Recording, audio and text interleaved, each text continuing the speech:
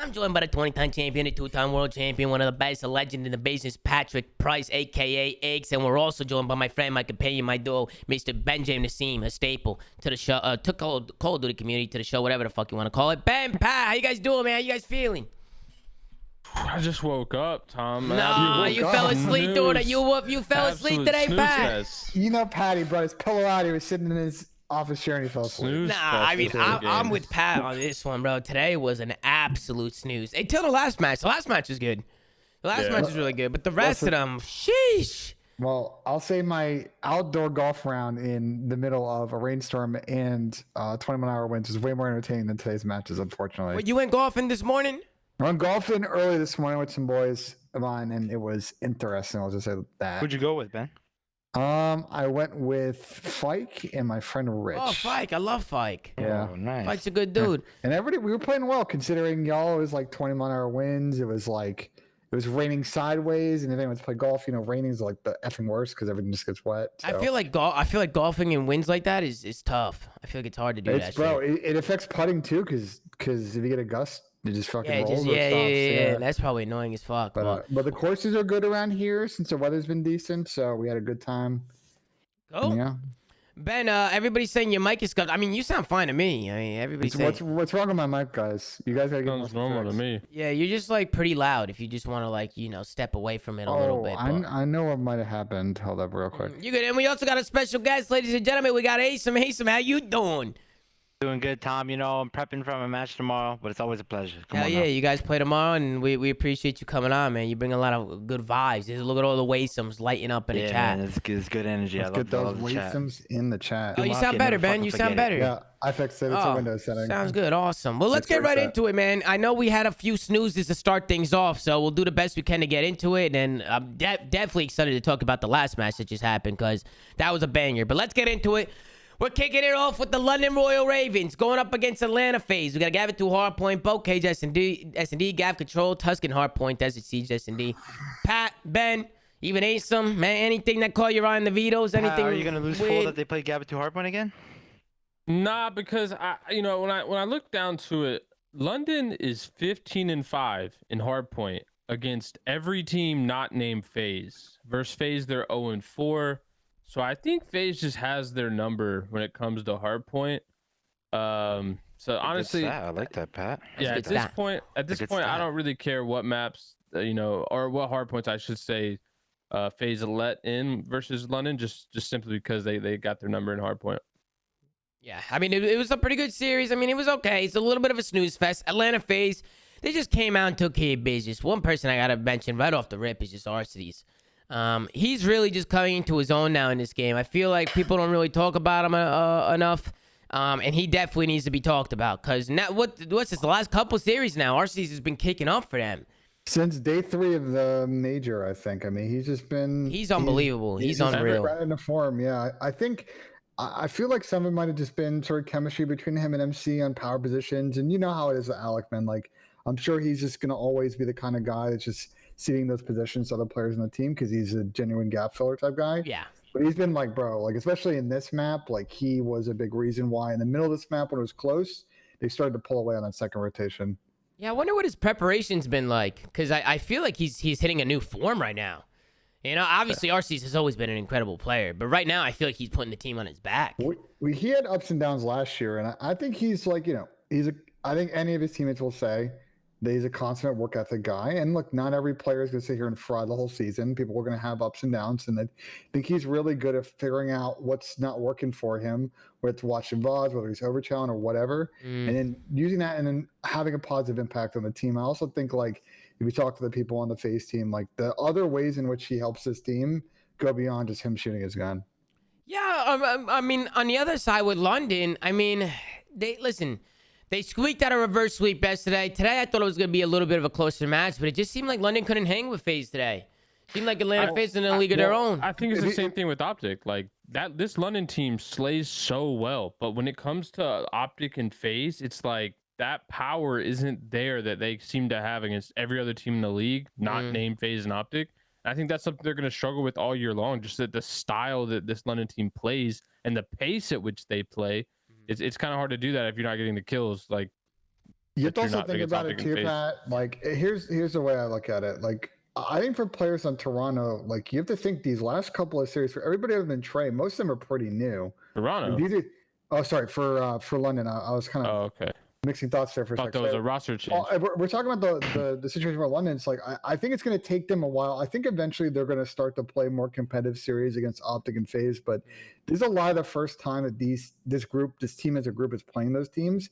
And I think they may be exerting a lot of pressure on themselves in these series because a lot of them are young. They don't have as much experience as the guys on FaZe and Optic too. So I think at some point they're going to start to be more competitive. But I agree with you, Pat. I just think the experience is shining through for both Texas and Atlanta. Yeah, only time will tell, right? London's just got to go back to the drawing board. They have VOD to watch back on and learn from it, right? Losing is learning. So for them, they could go back and watch and face their mistakes. Ben, let's go into the listening with Atlanta FaZe and see how they're coming.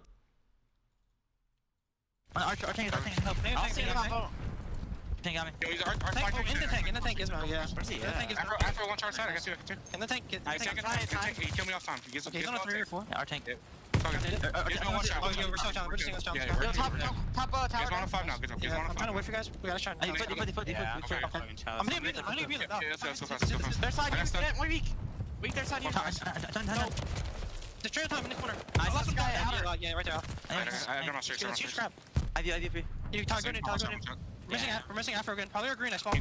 I'm holding bottom boat. They could be jumped out from in. Yo, I didn't want new. One bottom boat. Alright, nice. Last one for sure. I flipped. Okay. I'm pitching short. I'm fighting top fast, looking. Yeah, go for it. I'm Sorry, top 3 spot. We're like, I'm short. Come down on time. Help me. Nice. Alec, I'm getting Jump down. punch him. You push when you push if you can. Push down. I'm on 5. Good time. nice. Clean cons out. All right, FaZe. so Arsty's on one. pretty good listening God. from Atlanta FaZe. I mean, to be fair, I don't know what they're saying half the time, but it works for them. You know. I mean, Alec was just a one-man show right there. He's just breaking every hill left and right. Yeah, Alec is unbelievable. He's been unbelievable. And then we also got a back-to-back listening from London. Let's tune into London and see how they were sounding. Tank guys, RC's mid tank. Mid tank, dead, get time. 3, looking for... Let's go. Let's go. Where? Dead. Talk to me. Get to the right. If you want. I'm gonna I'll die. push one with tank. I'm trying to help you, Matt. I'm trying to help you here, Joe. I'll get you mid-stairs, okay, Joe? Yeah, I'm trying to share side. What's that side of me? Oh, dead. On my road. You're missing one new. She's dead. Hey, last guy. Mid-stairs, dead. Look at easy. Is that him old? Yeah, he's old. He killed me. Focus on back here. I have the back, but he can. I'll try hold everything. I got you, mid, Joe. Shoot me that side. I need help, Trey. I can't really help you, bro. Let's shoot that side. Simple on me. All three. Listen to BC. Three. Get telling me I need help. You're good. BC's cutting from mid somewhere. Okay, there he's dead. I need a close push. I'm fucking streak. On the rock cell, I didn't Yeah, hit. and I'm gonna cut it off there. So I mean, London sound good as well. They sound good. I mean, both teams definitely invested into this one. Doesn't sound like any other teams chalking it up, right? Sometimes we go into listenings with teams that are down, and it just seems like they don't give a fuck anymore. They're out of it, right? So London, they're trying to stay with it, but the lead was just too big from FaZe. They were dominating the whole game. It starts with Alec. I mean, he's 31-15 right now. I mean, we got to show some gas to this guy because this is like 2 or 3 series now where he's just kicking the fuck up. So first map ends up going to FaZe. This was a really good play out of Chris by Simp at the end of this game here. I like how he's sneaking through and playing these kills. He's able to find one. He ends up playing his life a little bit, doesn't rush anything. So just an overall good play. They still get the spawn there, and very questionable spawn, Ben. I'll let you kick it off. I think this is bullshit. I think the thing with this spawn is, and it's just kind of the odd timing on this hill, is like your deep spawn is always boats. So like I think just by up phases blocking everything on the map, I think I've seen this happen a couple of They're times. not blocking everything. Well, what the only thing would be the deeper spawn behind bow, right? Red tower spawn, yeah. London should be spawning red tower, but sometimes the game gives you the back spawn. I've seen this when someone's sitting in hill though. Asim, is it like just as fuck it, they just spawn by their old teammate? Listen, we've experimented this 100 times. It's 50-50. Sometimes it's spawn in the back, sometimes it's spawn red tower. You can't manipulate it. That's annoying. The game does what it wants. That was a tragic spawn. Luckily for FaZe, they were still able to break on in, but it cost them right there. I mean, he spawned right behind him. London get the back spawn. Next thing you know, I mean, they could bring it back here. If London holds all this time, that spawn could have saved their life. But FaZe ended up using their tax really well. They get in and they make it scrappy, and we're able to lock down some time and just keep building on their lead. Then they end up rotating to the P5, and it ends there. So Actually, it's on the P1, Tom, but it goes back to the ring. But yeah, I mean, I think for FaZe, my big takeaway is they're starting to get a little bit more. They're really struggling on Gavi2 hardpoint at the beginning of the season. Gavi2 control, we'll talk about later. Starting to really get better at this map. I foresee this being a map that potentially they dangle against Optic when they play later in this major or potentially at the event. So good progress for them. And for London, I think they just really struggled in the middle and just didn't take advantage of the P3 hills and the P4 hills enough to really build a lead in this map. Yeah, Pat, any final thoughts on the first map? Nah, just the absolute Alex show. That's all it came down to me. Yeah, no, he was piecing up. It was pretty comfortable for them. And then we get into the Bocage search next. And again, I mean, these first round is hilarious. It's actually hilarious. Yeah, we could play the first round. I mean, this is just another map that was just an absolute. Wait, I didn't see it. What happened? Bro, Ethan, watch how fast this round is, bro. Wait, it's like a. Oh. London try and do a river hit, and they tried to do a river hit, but FaZe, they were ready for it. They hit up mid, and they flanked them. That was 5 seconds. 10 seconds. The round's over. I mean, hey, the first round right there is pretty much the story of the map. To be honest, the whole map was a fucking. The whole map was fast as fuck. It was bad. Yeah, they rolled through London here. And listen, this is the FaZe we want to see, right? I mean, listen, we've seen FaZe kind of be a little shaky at times the last couple weeks. Today, they're playing a top 3 team, and I mean, they really put them to the floor here. I think they're S&D. Go ahead, Asim. I was just gonna say, like, London is a top 3 team, but like we gotta mention that, like, I mean, with Gizmo's trip like away, like they were definitely a little rusty this weekend, you know. Like with Paris too, like they played them really rough against Paris. I just think London needs a little bit more time to get back into the groove of being top 3, but I think they'll still do it.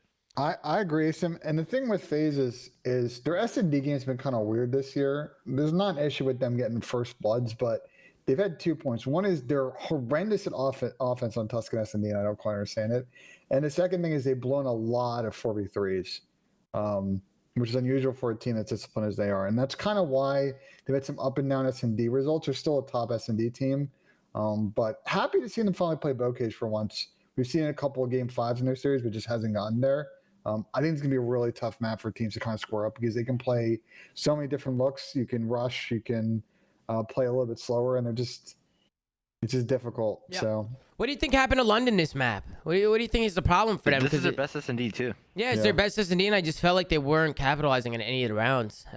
Maybe it's like what I said, Tom. I just think they're out of it right now. They haven't scrimmed, and Gizmo said he hasn't played in 12 days because he was away. Like, I just think like they're just a little rusty this week. Well, being a pro player, Asim, tell everybody what it's like when you have to miss a week off and to come back. I mean, what do you feel like your hands went missing or something? Like how does it work? I know. I was just asking you. It's like he said in the interview too. Like Gizmo had the interview against Paris, or when he won against Paris, and he said like his game sense wasn't there after being away for so long, and it's just facts because like this game is so fast paced and the way squad spawns work and stuff like that, you always need to be just super hyper aware. Yeah. And if you like just hop off the game for like 12 days, I can see why it would be a little difference in gameplay. But that's why you have some teams, right, that don't even take days off. They just play 7 days a week the whole season. They'll take days off every once in a while. But then you also have teams that are like, we'll take 1 day off a week, you know? So it's like different for everybody. But I feel like when you play every single day, you just get into rhythm. You know, you get into a momentum. And if you cut that off and you try to come back, it might hurt you a little bit. So yeah, right now in the league, I think everybody takes Mondays off. Like we all agree that Mondays are day off. But if teams don't want to take Monday off, they like scrim AM teams. Okay. But majority of teams take Monday off. Some teams shouldn't be taking Monday off. like what teams, Pat? Well, if you have Listen, just some of them, bro. If you imagine, Pat's hot take aside, I mean, you know, my thing with London is this. I think we all agree that they are pretty distinctly a top 3, top 4 team, depending on what you think the order is. The kind of goal now for them, and Trey, I know you're in the chat, is just in either this major or the next major, just starting to get some really good results against a FaZe and an Optic, because I think they can beat everybody else pretty soundly. It's just going to come down to the little things in order to beat those other 2 teams. And I actually really like London's ceiling and potential to actually take those 2 teams a distance. I really do. Yeah. We'll see what happens. I mean, FaZe kind of blew by him this map. Ben, I don't know if there's anything you want to talk about here, but we could just go over to the Gavi2 control and just keep it fucking moving. We get into the Gavi2 control. London, doing the London fucking special to kick things off. These guys just keep on doing it, man. on offense. They always find a way to win offense on Gav. And they set it up the same time, or the same way every single time. I just don't understand how other teams don't make it look as easy as London, because it looks easy when you see London doing it. But we just keep talking about it every episode, every show at a flame. We always talk about London can't be again. It can't be again. And they always get that ring control and hold their lanes, and they always win every fight. They're a really good team at this map. Probably one of their better maps. But what do you think, Pat? What do you think about the map? Other than it was a snooze fest. Yeah, I would agree. And I think, I mean, Trey said it yesterday, right? Like he feels that they don't do really anything special. But to me, I mean, I think they do something special, even if it's not intentional. It's just, and it's how good they get and control ring so early. Yeah. As compared to any other team, I feel like they, a lot of teams we see on the defensive side get ring control and then push into their spawn. I think they're probably the best team at making sure that doesn't happen. And when they do finally get that ring control, I feel like they're like accidentally methodical in progressing to the tank, and they don't really make mistakes, right? You see a lot of teams either make a dumbass chow or like throw their life away.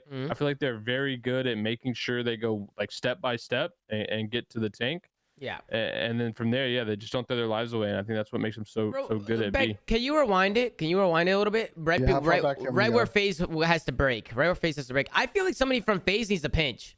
Somebody should probably take a route. Like they're all trying to flood cut. Like number 7 right here. Like number 7 right here can make a play, or number 6 can go mid. Like they could work mid. You have to get mid. You have to get ring. Like you're not just gonna be able to run and cross to the hill.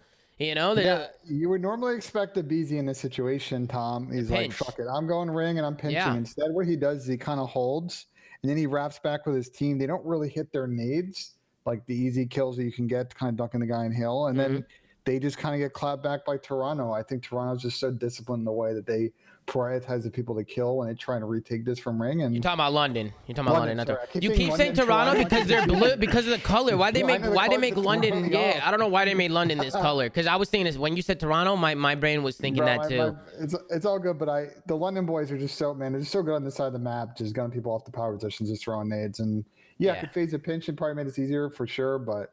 I personally think the best way to break that point is to send people boat in mid, try and kick kills mid-map, and then collapse ring and collapse from your spawn and kind of just overwhelm them on the point. If you just try and flood through the 2 cuts in the back of the spawn, they're just sitting ring. They're just sitting on the nastiest head glitch on hill. I mean, you're pretty much just banking on hitting your nades and hitting some wall bangs at that point, which is not very consistent in my opinion. But London, the best way to play defense, Tom, is to push out and force them to have to kill you, push that ring in like their side beach. So you got to kind of get in that position. If you're Turtle, it's gonna be hard. Yeah, but then London, they end up winning the first round, and then the rest was all defenses, right? We're skipping the rest of these rounds. Yeah, just skip them. Skip them. We're not going to do this. We don't need to do this. Listen, we don't need to sit here. The rest of the rounds were all defensive wins. For those of you who didn't watch the match, it's just pretty much holding your lanes and just getting kills. They just didn't allow the offensive team to get the points. So we're going to skip over that. It was London who was able to take the map. So they win the first offense. The rest were defensive wins, and they closed out the map. So good discipline out of London to take a map. But then we get into the Tuscan Hardpoint. It just goes right back to FaZe, just doing what they do. And this is why a lot of people are just saying it's a snooze fest, because, these maps weren't really close. It got really close towards the end. I'll take it back. It got close. London started to bring it back. But FaZe was in full control the whole game. Would you agree, Pat and Ben? Would you agree with that? Yeah. I mean, you heard Acer right there. Oh, like, bro, Alex doing it with the sub, doing it with the AR. I think Alec hasn't improved a ton ever since. I think, Ben, you said it was since the 3rd day at the major. So technically, I guess it was ever since he got off computer number 7. He's been absolutely having his way. Not computer number 7. I think number 7 was holding our boy back, because ever since BZ's on computer number 7 now. Yeah, now BZ's on that there was no difference. Someone did all the stats. Everybody chill. There isn't much. It must have just been a coincidence or some shit. Yeah. I don't know. He was lagging. I will say he was lagging. One thing I will say about FaZe, and I don't know whether to give credit to FaZe here or to Cook London, but London couldn't hold a hill. I mean, FaZe was breaking everything in the beginning of this map. Every single hill, FaZe was just waltzing on in, throwing their attacks, just ego channeling everything. It just seemed like everything was going their way. They were winning every single fight. So FaZe, man, I feel like FaZe and Optic are like those 2 teams that they could just straight up front hit hills. Seriously, just throw your attacks, buddy up, and hit the hill together, and you'll work. I mean, look how they just broke this P3 at the very end. Like they just throw their attacks and they just run right through. And when you have that talent, you're good. Go ahead, Ben. I think on a lot of these maps, And it's not every hill's like that. It's a lot of maps you can hit all time and set up these good pitches through to new. So, for example, I love the way that FaZe will set up this nice break here. They're going to come from old. They're going to overwhelm and find the overload on field side and then get a bunch of these kills when they wrap back. And then they break again. They broke again. And listen, somebody in the chat said this was super close. And I said that, listen, FaZe was in full control. London brought it back and made it a close game. But this started off just FaZe just piecing them up, breaking every hill. I mean, you just saw the last 2 hills. Them just waltzing to the front. They built such a big lead to where London eventually was bringing it back, you know, hill by hill, soaking up time. It was a lot of P5s, Tom. The P5s and the P3s where they got most of their time. How big was the lead? Because so far I've only seen a 50-point lead. It was about 50, 60 points. Pat. Go ahead, It was Pat. also a P2. FaZe right now are the best P2 team on Tuscan in the game. They average 35 points a map on P2 or on a hill on P2. So Pretty good. I think they really dominate P2 overall versus every team, not just in this matchup, but overall. And good little highlight from Simp there. He was piecing up our rotation. He broke that P1 hard point by himself, Ben. Literally, just waltzing through you and making a play and just pretty much popping 7 fucking kills. I mean, that's just Simp doing Simp things. So, FaZe, they had a pretty good lead ASIM for most of the game. London just kept bringing it back, but FaZe was always just had the upper hand. You know what I'm saying? Just like staying ahead of rotation and just like holding on to their lead. But London kept it close. They kept it close. But just looking at the eye test, just watching him play, it seems like FaZe was outclassing them a little bit, in my personal opinion. I felt like they were winning all their fights. I mean, you could do shit like this, right? Where you have people rotated from FaZe, but you still have 1 or 2 people hitting old, making plays, and they're still getting kills and getting time. FaZe are getting scrap and rotation. I mean, ASIM, this is pretty much where the biggest lead comes in. My only thing, Tom, is I still think Optic's probably the better Tuscan hardpoint team. It's on this hill. I feel like they're 6-0, right? Yeah, 6-0. I feel like FaZe are not the best P3 team. Case in point, they get a bunch of singles and they lose their gunfights. And They took teamwork out of the play. I love the way the Optic play this hill. The way they break and they set up. I don't know if anyone can really fuck with them on this hill at the moment. Well, I mean, I feel like the key to this hill is Dashy and Celium. They're so hard to kill in that spot. They're like two of the best players, and you can't kill them there. I mean, our team calls that cell spot. MC literally created that spot right there. This spot right here? Yeah, he went here day 1. We call it cell spot. Yeah, I mean, let's be honest. If you have Cell or Dashy on that head glitch, it's looking pretty slow. Go ahead, Pat. Did you see Trey's tweet? Or it was actually he responded to somebody's tweet of a spawn that happened on this map. Yeah. Oh yeah. We'll get to that. That's classic squad spawn. Yeah, this is when Alec ran through mid. Is that what he's talking about?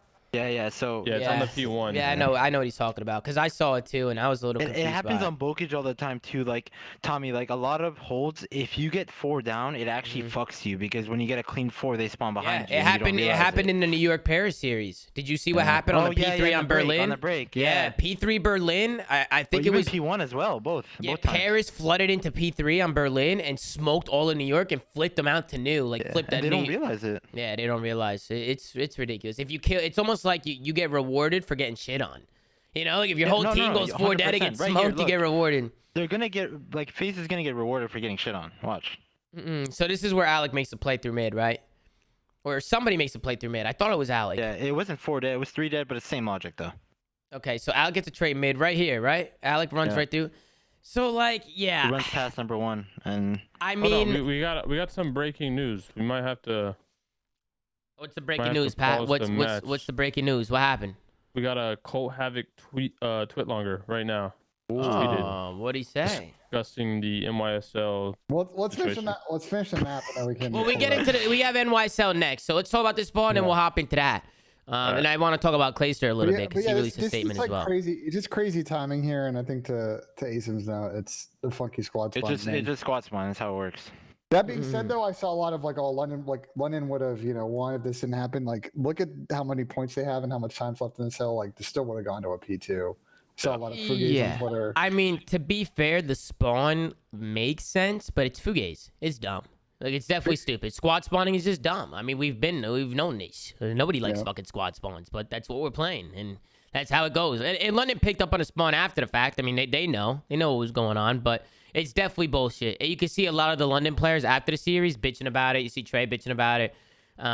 It's like a small second window, right, where it's like somebody can flip it out. So kind of Fugaze, but what are you gonna do if you're London? You things didn't go your way this map. It ended up coming down to the wire. It was a really close match towards the end.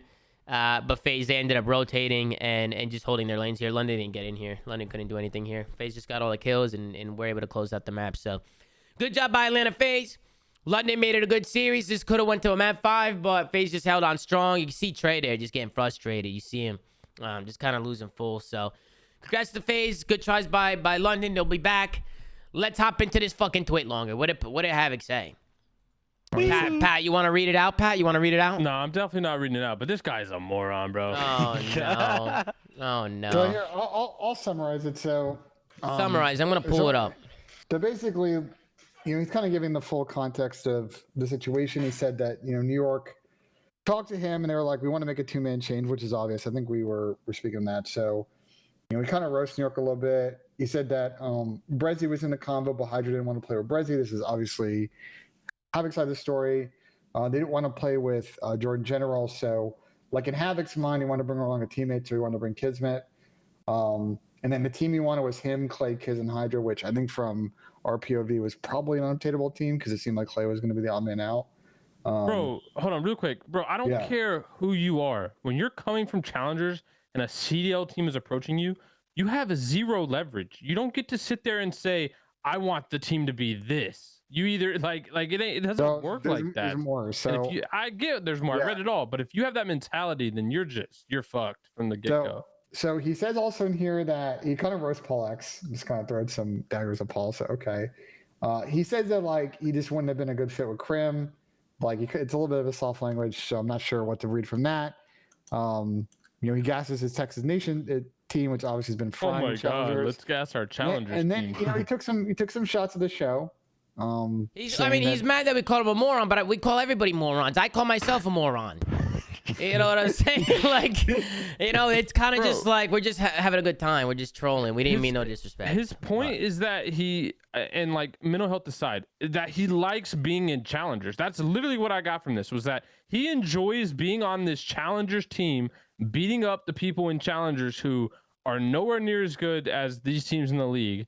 And that he would rather do that than absolutely gamble. Bro, he might not even get the league doesn't expand. He might have no offer next year, no opportunity to play. And I don't know how old Havok is. I'm assuming he's in his mid-20s now. You get to the point where, bro, you can't play in challengers forever. You take the opportunity you get. Look at Paul. Paul took a random sub spot on London, fried, instantly got on a team. It doesn't matter if you're a good player. You're gonna be able to make some kind of statement. To say that you enjoy challengers and want to stay in challengers is the dumbest decision I've ever seen in my life. I don't care what your that wasn't the main point. That wasn't the main point of the toilet. Yeah. So here's the thing. I think there's 2 sides to this. I understand the perspective, Pat, that you and Jerry and Tom and it had yesterday, right? You're getting an opportunity on a pro team. You should definitely take it. I think we're all agreed with that. My reading between the lines of this is I think maybe he feels like he would have gone to a New York situation that would have been unideal. He would have been on the team for 5 seconds and off. And to me, as I've said on previous episodes, I think he's waiting for a better situation to rise. And he feels like other teams are going to shuffle. He would have got right back on his challengers team if that occurred. Literally right back on that team. It's not a 100%. It's a 1,000% guarantee to get right back on that team. They won 5 events. They're not going to hold it against him for him going and joining the league. Even if he ended up getting dropped a week later, he would be right back on that challengers team, and they would continue the same process. I understand what you're saying. And I'm reading between the lines in his post a little bit. Right, but I would also bet that if Kismet got the offer and not Havok, Kismet, I would hope so, would not be like, well, no, I want to bring Havok along. I really want to make sure I have him with me. Bro, that's not how it works. You don't get to go to a fucking CDL team and be like, I think you guys suck. You should pick up my challengers team that's beating up amateur players all day. That's just not how it works. So here's what I'd say. Colt Havok, we read your tweet longer. If you ever want to come on the show, DMs are open. Yeah, I mean, listen, bro, just to say something to Cole, because I don't think any of us meant any disrespect to him personally. We just didn't like the decision he made. I mean, on behalf of the flank and everybody here, we apologize if you felt disrespected. I mean, I definitely respect you, Colt, as a person and a player. So I apologize, right? I apologize. I can't speak for them. But I apologize. I don't apologize for anything Okay, I said. figured you were gonna say that. I apologize if you felt disrespected, but we just didn't agree with your decision. That's all it was. But in terms of like being called a moron, bro, listen, moron to me gets thrown around like it's nothing. Tom's little viral clip from this week is him calling himself Myself a moron. I say, guys, I'm a moron. I'm fucking a moron. You know, we just, we're having a good time on the show. So no disrespect, Cole. I apologize, Cole, if you felt disrespected, but let's get back to the match. We go over to the next one. We got the New York Subliners going up against Paris Legion. Okay, I think we should talk about Clayster a little bit before we get into the vetoes. I want to. Yeah, let's talk about Clay first because I got a veto thing. But go ahead. Yeah, I just want to say I saw Clay's video. Were you guys able to see Clay's video? Did you guys peep it at all and see his statement? 99% of it. Yo, as soon as I started, I saw he had the 100 T-shirt on and started dying. That was funny. Yeah, he put a 100 T-shirt on. But his fucking bench video. Pretty much to summarize it for people who didn't watch it. I feel like Clay was just kind of at a point where he thinks mentally he's in a good spot. He still enjoys playing the game. He still wants to compete. And as he does understand that he wasn't playing well the last month or two, this is just how it is. And that business is pretty much business, right? But Clay wants to get back. He wants to compete, and I think right now he's just going to chill and keep his hands warm and keep on playing. And if an opportunity arises, he's gonna grab that opportunity. Just so if anybody didn't get a chance to watch Clayster's announcement or see his video, that's pretty much sums it up, right? Or did I miss anything, Ben? Because since you watched the whole thing. No, I think that. I mean, I think he didn't really go into detail on super deep on the team stuff. I think he's obviously trying to take the high road here, but definitely I think the teams had their mega up and down since they formed, and clearly couldn't get out of the valley they were currently in, and he's ended up being the odd man out based on his performances. Yeah, and I think though the thing to really feel bad for is like he was literally in the process, and we all know he'd been in the process for a long time about getting a house in Texas and starting that process, and I think this is going to kind of throw a bump in the road for him in terms of solidifying that, just because of the uncertainty moving forward for him. But that's the one thing that definitely sucks for him, outside of the Call of Duty aspect. Yeah. Well, what are you gonna do, man? I feel for Clay. We've been there, right? I mean, when you feel like you're at the end, it's not a good feeling, especially somebody like Clay who says he's still passionate about the game and still wants to play the game and loves playing. Clay's my brother, man. It's my boy. Pat, I know you team with Clay. I've teamed with Clay. We've both found success with him. So, for me, I feel bad for him. I want to see Clay playing and doing his thing and maybe find another opportunity elsewhere. But right now, New York, they have different plans for the team. So I wish Clay the best of luck, and I'll be rooting for him. But let's get into the match, Ben. You want to open things up? You said you had something about the vetoes. I have one critique here if I'm Paris, if I got to be honest. I'm sure with this new team, they're not amazingly confident in Gavitu, but it's also New York's worst map. So I would say I would love to understand the Gavitu hardpoint ban. That's their auto veto. To be fair, I do think it's their auto veto. I feel like you're kind of dangling that to New York, and I don't know. And we actually see the New York veto first here in the series. I'm not sure, but honestly, I think they might get a little bit better with Paul on Gavitu. Personally, I think they could be. So, I don't know. I think this was I don't agree with Bocage, but that's what I'm saying. I think I'd rather do Berlin Gavitu, even if it's their auto veto, just because you're giving New York a map. It's kind of mixy. Yeah, I agree with you overall. I think it's kind of like what Asum said. Like this Paris team doesn't play Gavitu, and they're probably just not comfortable on it at all. And it's tough to always no matter who you are. It's always hard to veto against a new team, right? Like you don't know what to expect. Well, I wouldn't want to play Hydra on Bocage. Well, let's get into it, right? Let's get into the Bocage hardpoint. New York, they finally win a hardpoint. Finally. I warmed them up this morning. I knew they were gonna win both hardpoints. I'll be honest. Were they frying? They were frying this morning. They came out with the fire. Well, listen, I'm just excited to see these guys actually competing. They had some fight in them. Today. But it is Paris Legion, which kind of sucks. Because if you're gonna beat a team, if you're gonna get your first win, I expect you to be Paris. Now we got to see New York do it against the other teams. And the real question is can they? Pat, I'll start with you. I couldn't hear you. What'd you say? Do you think that New York can beat other teams other than Paris? I mean, Probably, but I still think this team needs to make another change. I mean, I think Neptune did play well today. Also, I mean, it's kind of probably weird for him and his whole team, right? Because it was very known and obvious that they were exploring and trying to make another change for Neptune, and he knew that going into this series. But I don't know. I still think that they should take the opportunity to improve if they can find a player who is in that position to help them. But as far as can they be other teams? Probably, but I don't know how consistently and kind of where their ceiling lies. I still think they're not I guess they are mediocre, and saying they're mediocre is an improvement to what they were.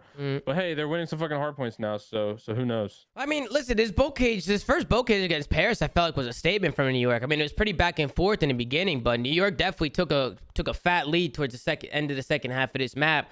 And listen, man, we just have to call it how we see it. This guy Hydra is a different beast. This guy's a top 5 player in this game, and I don't care what anybody says. He's unbelievable. The only thing for New York is like, you know, the problem at Bocage is like against FaZe and Optic, they're going to square up on this map. Florida will square up against New York on this map, and a lot of the other teams may just ban it, and then you're New York and you're forced to play like Huskin and Gavitu or what have you. And so that's the maps we got to see them play a few more reps on.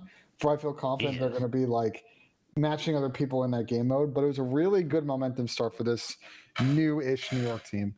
Yeah, we could go on board. You want to go on board with the New York listening, see how they sound? Let's go on board. Rewind it back a little bit, just since it's a new team. Let's see how these guys are common. Let's tune in. Two bottom barn. Two pushing low bottom barn. Already. Don't like him. You're alone. Yeah. I spawn close to you. One's still gonna be low Z, guys. Yeah, John low Z. Z dead. I saw him in the back. Yo, back barn, one shot. Then. Nice. Yo, Side off. I don't see him. Nice. All right, push out. I'm playing bottom barn. Nice. I'll pick up low left. Yo, I have time, go. Go. I'm going Front dig dead. It might be going around.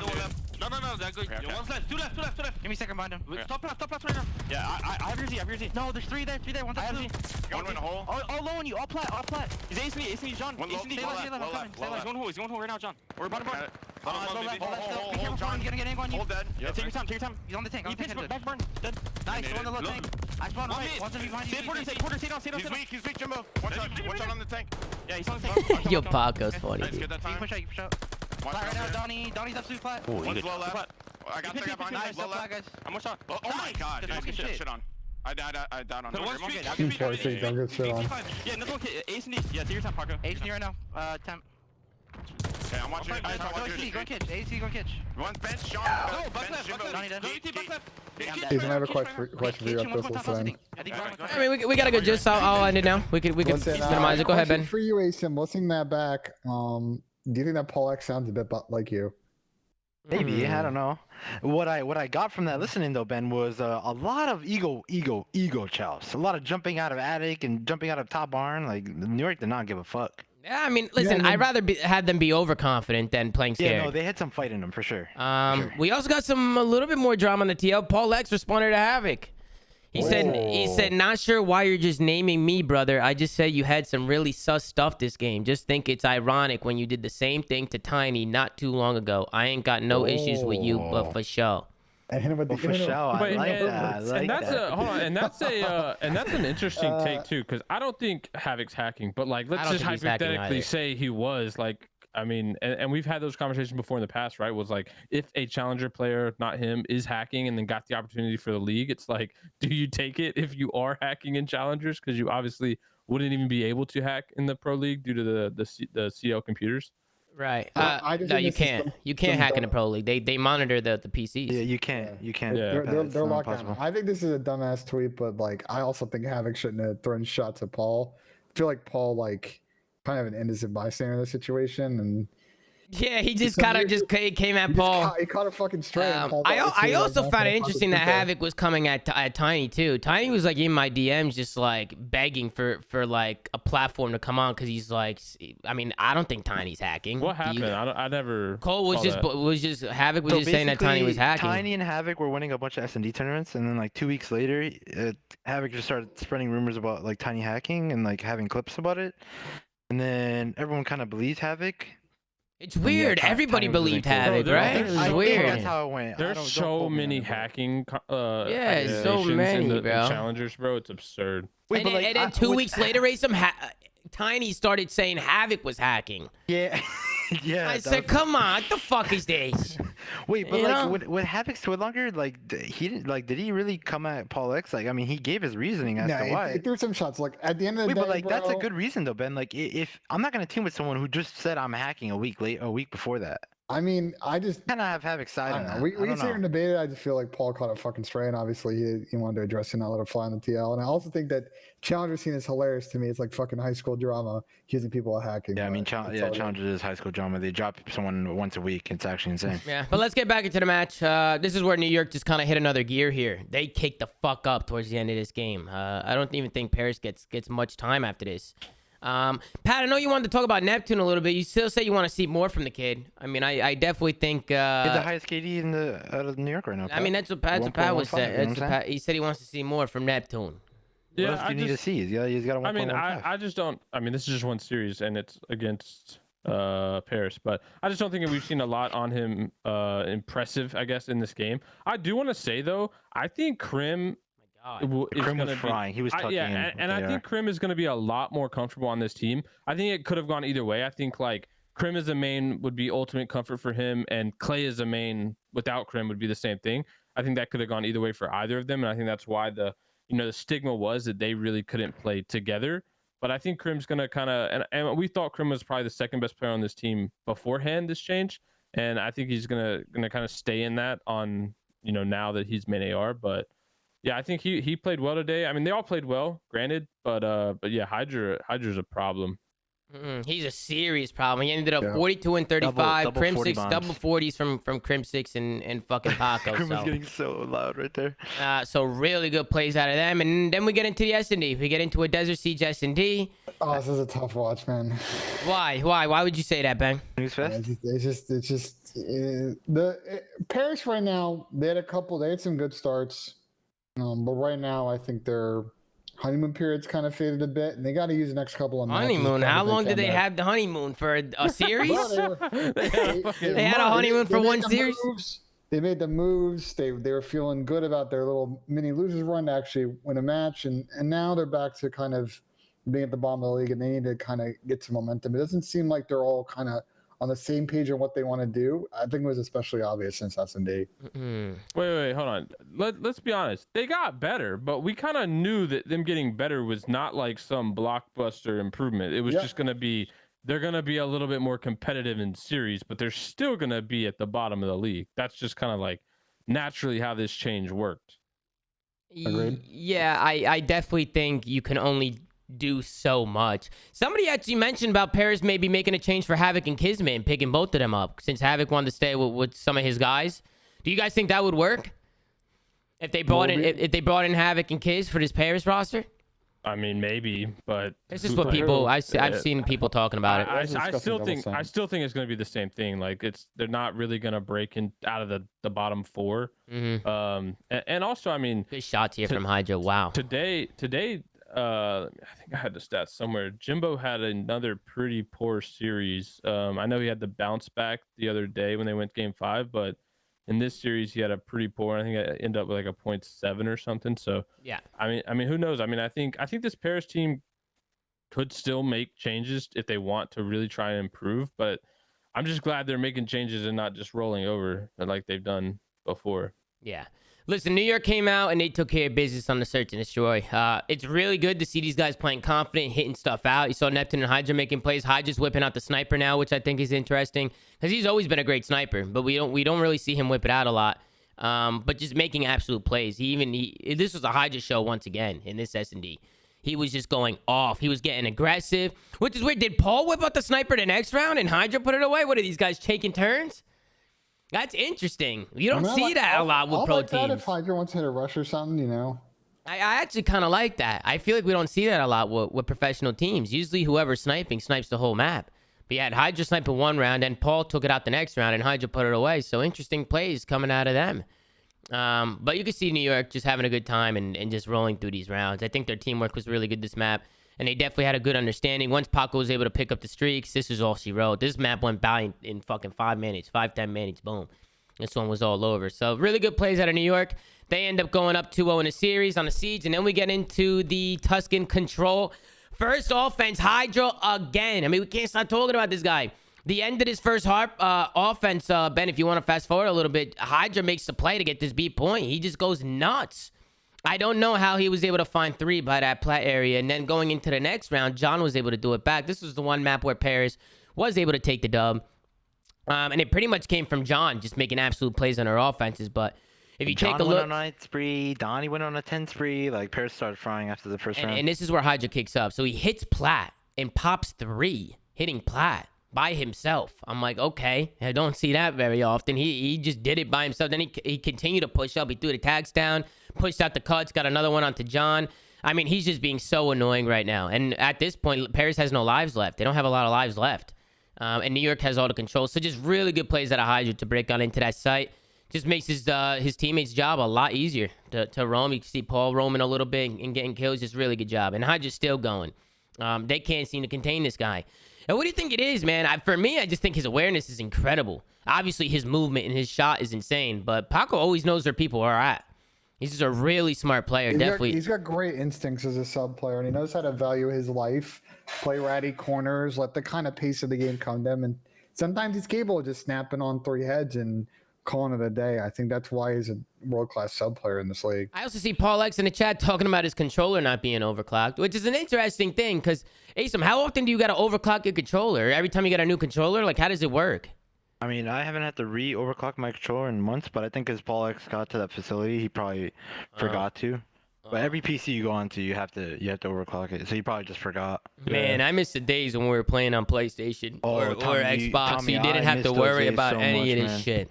Bro, I miss when you could just plug in and change 3 settings. Yeah, right? I get on the game and like my FOV is changed and my game settings are changed. I have to go through it every morning. I have a routine. You actually got to have an Excel sheet to know what all your settings are, I have a routine every morning. I go through my game, my monitor settings, my overclock, everything. It's a hassle. Yeah, it's absurd. I mean, hey, back in the day, you pick fucking 3 perks, right? There's like 10 perks to choose from. There's 5 attachments. Now there's 800 attachments, 10 million fucking thousand perks, 800 million settings, bunch of fucking wires, consoles, fucking everything, you know? So Paris, they end up bouncing back because John did the same thing Paco did. Paris were able to win this map based off of 2 offenses. They win this offense, win the next defense, and they clutch up again on the last offense. Wait, the last defense, or Ben, if you want to show it, bro. Or I think it was Paris was on the offense. Yeah. They were spawn trapping New York. That they shit were. was crazy. We just watched that. Yeah, we were tuning in. Paris is doing such a great job just getting into the spawn. John was showing out. Bro, if John could play like he did this map, every map, and get to that level, I mean, he'll get wins on the board. John shows like these little spurts of like what he can do, you know? Of Prime John. Yeah, of Prime John, like you see it. Like Prime John comes out every once in a while, and it's like he needs to find a consistent, some consistency there, and try and do that on the reg. And then of course Donnie. I mean, we've been talking about Don since the beginning of the game. Even with an MP40, he's been moving different. He's been doing his thing. It was this one, Ben. I think this round they like start spawn trapping New York in church. Just watch this. Watch how this plays out. You can see John. He's already pushed up into the base. Is this where he goes on a crazy streak? This was it. John's streak was incredible. He was going nuts. And I think Tom Gravity has really fell into this team pretty well too. I feel like Tom has like been doing a pretty good job for the most part. I just like that Paris made changes. You know, they win this map, but it doesn't look too good for them after this. But look at the life here. Look at the lives just being drained. 26. Yeah, they just keep going. They keep draining them. Look at the kill feed. The kill feed's all white. And it just looks. I mean, they're not doing. Paris isn't doing anything special. They're just winning every fight. You know. I just won right in front of his. No, I mean they're shooting a lot of people in the back. Oh my god. Right there. New York's not really composed as a team in this situation, unfortunately. But again, they just formed this roster. They probably haven't scrimmed that much control with the squad.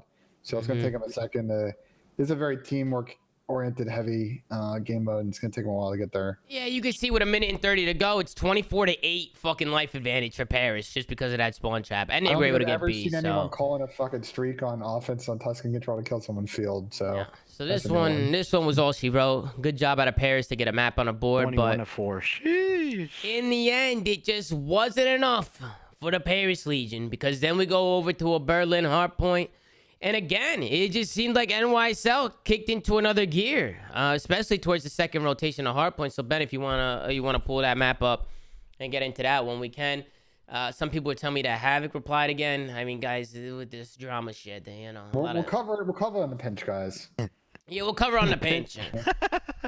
but Cole, just to mention what Cole said, he said, I mentioned you because you got picked up by New York and were just accusing me of cheating without talking to me at all. So that was a small concern of mine. That's all. And then Paul responded and they squashed it. So there you go. Okay, they squashed it. They're friends again. That's good. They're friends again. And to be fair, I feel bad that Cole felt disrespected by the flank. Like I don't want him to feel disrespected. Maybe we went a little bit too hard, but Yo, this was crazy. What the hell? definitely didn't agree with the decision making. But we get into the Berlin hard point. Get into the Berlin hard point. The world is just so soft nowadays. Where am I running back to, Jason? Right, what Jimbo just tried to attempt to do by himself. Look, Paris gets 3 kills. Okay, yeah. See, this is the stuff. What is this? He's just. I feel like sometimes Jimbo doesn't know when to slow down, you know, or like when to wait. They get positioning. He gets pushed up into fire, and the hill's about to pop. I mean, he should definitely wait for somebody. I'm not sure what the play is, other than him just trying to 3-piece everybody in the hill. You know what I'm saying? I feel like there's nothing there other than just making a solo play. And that's, bro, I noticed that was very freaky. Yeah, I mean, bro, when you watch Jimbo, you can tell that he's a really good player. And again, he struggled this map, and it's not because he doesn't have talent. It's because he just doesn't know when to slow down and when to play with his team, and sometimes the routes he's taking, it's just his decision making. His situational plays, it just seems like he doesn't know what's going on half the time. It is one of those things too where you know, I think the pace of the game, when we've had people come on the show say this, the game plays differently at this level. And so I think, you know, a lot of people take a couple of seconds to kind of adapt to that speed or that play style. So like, I think I agree with you. I think there's some potential there, but you know, there's a good opportunity for him to watch back all these matches and start to learn some of these timings and situations where, you know, he needs to kind of value his life a little bit more instead of just taking chows. I think one thing to take note in this map, love the way Neptune was moving. It's good to see Neptune playing his game, right? That was something that Neptune tweeted about. He said, I just want to play my game. That's what he tweeted. And I feel like watching him play and having an MP40 back in his hands, and honestly just playing along Hydra and Paul and having Criminal Man, he seemed more comfortable today, in my personal opinion. I agree with you, but like, if that was the whole thing, right? And we talked about this earlier about him wanting to be comfortable. Why did he go out of his way to suggest he should run a flex? Did he suggest it? Did he suggest it? That's what I heard. It was I don't know. That's why it was his decision. I don't know. So if your whole problem is that you want to be comfortable and that you feel like you're not being comfortable, why would you do that? Well, that just made no sense to me at all. That doesn't make sense. Maybe the calculation is his end is, even though he's going to be playing kind of an out role that he's not used to, he maybe thinks that that's kind of best for the team considering the pieces they have in place. You know, he's not going to have an ideal situation. He thinks he can have a lot more impact in that flex role, move someone else to second sub. Maybe that was his thought process. Yeah, I don't know. I mean, I asked Tommy that in the listen or in the watch party that like when have sub players ever asked to be a flex, and then Tommy said that the only time he's ever mentioned that is in Black Ops 4 when the Maddox was godlike. But in a game like this where the MP40 is absolutely not. This is a sub's dream. This is a dream. I mean, if you got a submachine gun like this, you know, you got to run this shit. It's like having a PPSH in World War II or the Vector and Ghost. You know. You also got to think New York is finally playing Berlin. I know it's not as bad as Vector. And to be fair, if you look at the stats, I mean, bro, the automatons are the ones kicking up in the stats category. I mean, especially like the land too. Yeah, you have Dashy and Cell and all these fucking automaton players that are just like turning the fuck up. All the pros want to talk about the MP40, but I mean, the automaton players have been putting on a show. I mean, looking at Dashy use that shit. I mean, come on, that gun's pretty good too. But that's usually how it is stats wise, just based on play style. But I think both guns are really good, but I think this game just has an insanely fast The reason time to why kill. I think the MP40 is better is because of the clip. They just have a bigger clip, you know. They both have that zapping power, like, and I think that's just this game. So it's like some people be zapping. People need more credit though. You watch Dashy and Celium using an automaton, and they look they just look completely different with it than a lot of other people. You know, you could definitely tell somebody's talent with the gun for sure. There's definitely another one who's really been impressing me is Tony Big Zinni, not the fucking, you know, because he's a friend of mine, but he's been playing really, really well. If you're ADS and you're like your shot is on, bro, it looks like it's so smooth. And Trey Zero. My bad. I'm forgetting names, chat. I'm forgetting names, but Trey's another one. You know, there's a lot of good players that use that automaton. But look at the score. It's 243 to 70. Jesus. It's nothing to talk about here. It was just I'm yawning over your pads. Bro, this actually pissed me off because I think this New York team has always been good at, or not, I shouldn't say good, have always been like pretty decent at Berlin in comparison to all their other they maps. have been. And it was always their auto veto, bro. They always vetoed it in like every series until they like, I think it got in against FaZe in a match that didn't matter. It was like the last match of qualifier 1, and it got in and they played it super close. There's been another, I forget who they played, but for some reason they were up 50 against FaZe and they choked. Yeah, like if for some reason they looked it on Berlin and they always vetoed it with Clay, and now they're playing it. I don't know. I just think this New York team was always good at Berlin, and for some reason didn't play it in series, which never made any sense. I agree with you, Pat, but I want to pause for a second. I want to watch this interview because I think it was effing hilarious. All right, let's tune in to. Wait, is this the? Oh, dude, not this again. We gotta watch this. Do we have to do this? Okay, let's do it.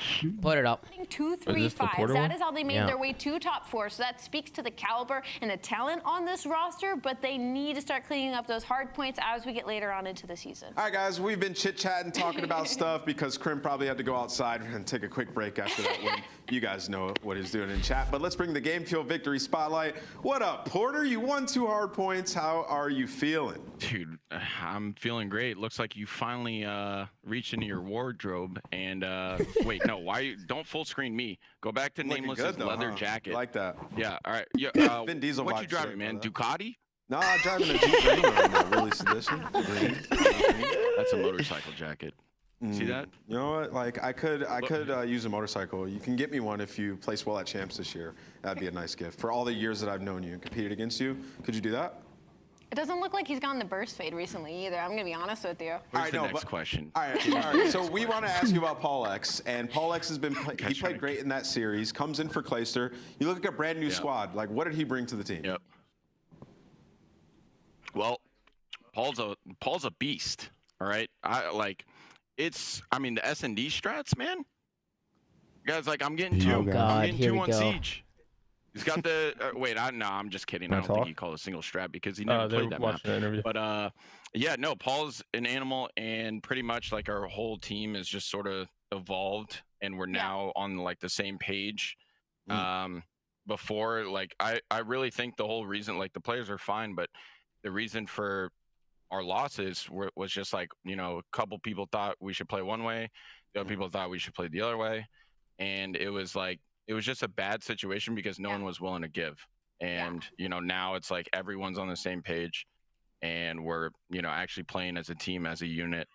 And on this game, it's like, you know, we're in month 4 or 5, and this is like, you know, the 2 days of scrims we had before this was like, to us, this feels like week 1. This feels like what it always should have been. Okay. Yeah. So. Well, moving forward now, I guess now that you have this win under your belt, you have 2 hard points now. What is your main focus as a team to heading into next week? Well, Paul needs to make sure his controller's overclocked. Hey, I have a video on huge YouTube one you can watch for that. Yeah. Nameless actually has the video on YouTube. By the way, Paco uses that all the time. Goes to type in Nameless overclock controller. Oh God. It's in the description. Jesus Christ. Well, I mean, it doesn't have me shooting like use it too, Hydra, to be honest. so yeah, I mean, he's gonna have to do that, and then they'll continue. He's already shooting so straight. I'm scared to see him with an overclocked. But Krim, we haven't been able to interview you in so long. What are they talking about right now? I don't know. That's It what I'm feels nice. You had saying. a little jab there. But is there anything you want to say to the New York fans? I mean, it's been turmoil over the last couple of months. You guys get a New win. York fans, listen. Good promo. Listen, should I go hard on this, Paco? Oh God, let's go back. Oh I am God. vengeance. I am Fat Man. Dude, I hate all right, can we cut it there? Can we cut it there? Victory spotlight. Who the fuck? Come on, Porter, fat man, get a grip. What the fuck is Krim talking about? I don't know. Watching the interview, I said, "Come on, turn this shit off now." You give it. This guy's going fucking nuts over there. Fucking Crimsons. Only Porter has interviews like that. Only him. But it was funny nonetheless. Shout out to Porter. He was gonna come on the show today, and then he starts saying he's had a long day, so he'll come on another time. So maybe we'll get Porter on during the week. But let's get into the next series. We got Optic, Texas going up against the Florida Mutineers. I was falling asleep, Pat. I was falling asleep. Go through this one, bro. Yeah. Optic. These are always Tom. Like the funny thing about this matchup, whenever Florida plays Optic or FaZe, would love to Bokai should not be in F1 in this series, because if Florida lose it, I still think then an Optic and FaZe are probably the better S&D teams, and then suddenly they're down 0-2, and I think it's shocked. Like, Yeah, I think we were a little surprised to see Bokage in here, but then also I wasn't surprised because it's Optic, and you know if they're gonna big dig Florida, I mean they can easily big dig Florida and take them down on a Bokage. well, this wasn't get- like a go ahead, Pat. Well, I was just gonna say I don't get it because wasn't Optic so high on like talking about expanding their map pool? And Well, if that now is the they case, are. After like- this series, I think they are. Well, no, they said it before, right? That's Did what they gave. Who was it? They played Surge, right? And that was it Surge? Well, they've mentioned that in a No, they played against LA. So Oh, they yeah, lost, sorry, yeah. sorry, yeah, Thieves, yeah, not Surge. they FaZe played mentioned Surge. some interviews, Pat. I know they've given some quotes to Sean Collins of Dallas Morning News. Yeah, that's what I mentioned it. saw. Like they're doing that gimmick, but like going back and look at the vetoes here, like you know they ended up banning Berlin in this series, which they've done a lot. So like you know, Right, but why Back would to you not Brothers. play Berlin versus Well, this to team? be fair, too, Florida was 6-0 in map count, so they have been starting stage 2 hot. So maybe they didn't want to underestimate Florida. Well, I mean, That's something yeah, you gotta take into account.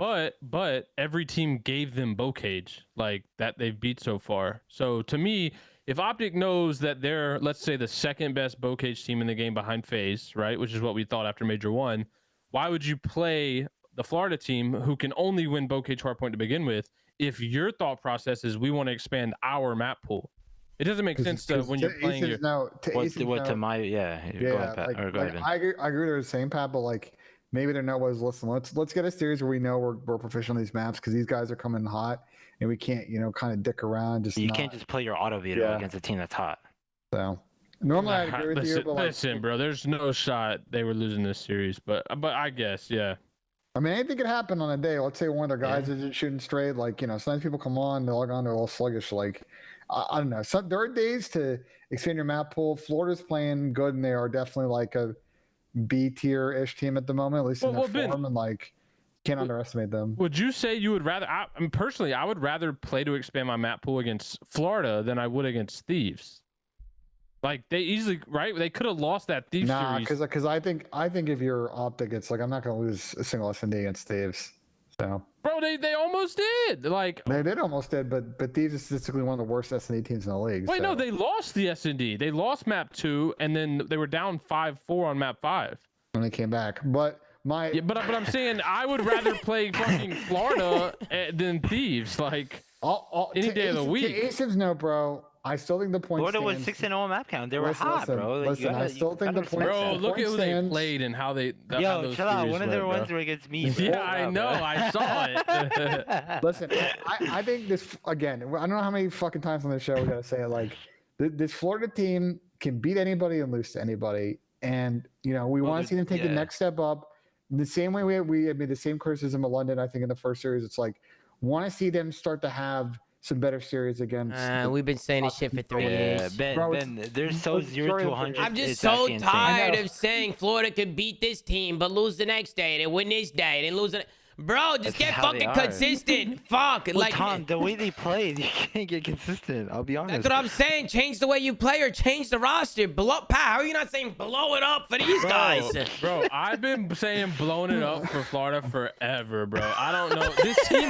This team has 3 main ARs, and the map that they're the best on is Bokage. Yeah, but to be fair though, bro, Skies is diffy with the MP40. Why is he's a sub player? Bro, he's so good. No, and he runs a snipe too. He's so good, bro. He is good as fuck. I think Florida is a team that should be a very interesting player if they're willing to on the trade market after this major. Because I agree with you, Pat. I just don't think with the consistency we've seen with like this kind of all the matches this team has played together makes me think they're going to like consistently be kind of a top 3 team.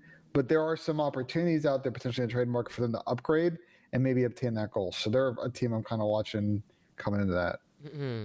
Yeah, I mean, to get back into the map a little bit, once it hits that second rotation, I mean, Optic just do such a great job holding these P4s, these P5s, and melting some of this time. What? The streak? Yeah, I don't understand. So, pause. I don't understand why They're streaking. Nobody's in.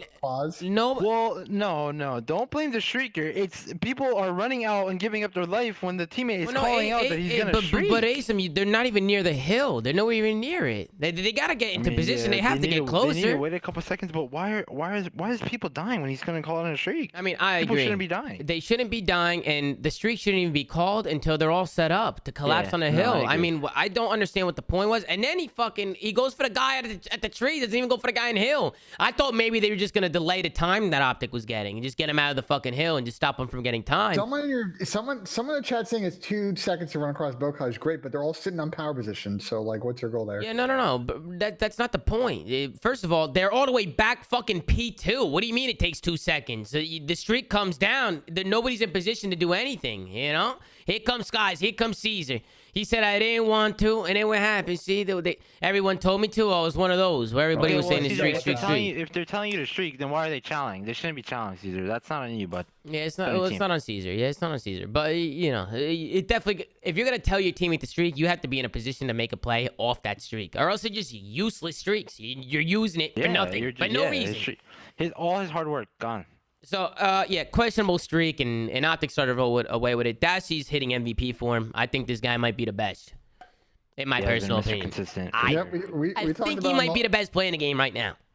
I think he's definitely probably the front runner for that convo, or the way he's playing. He's just so...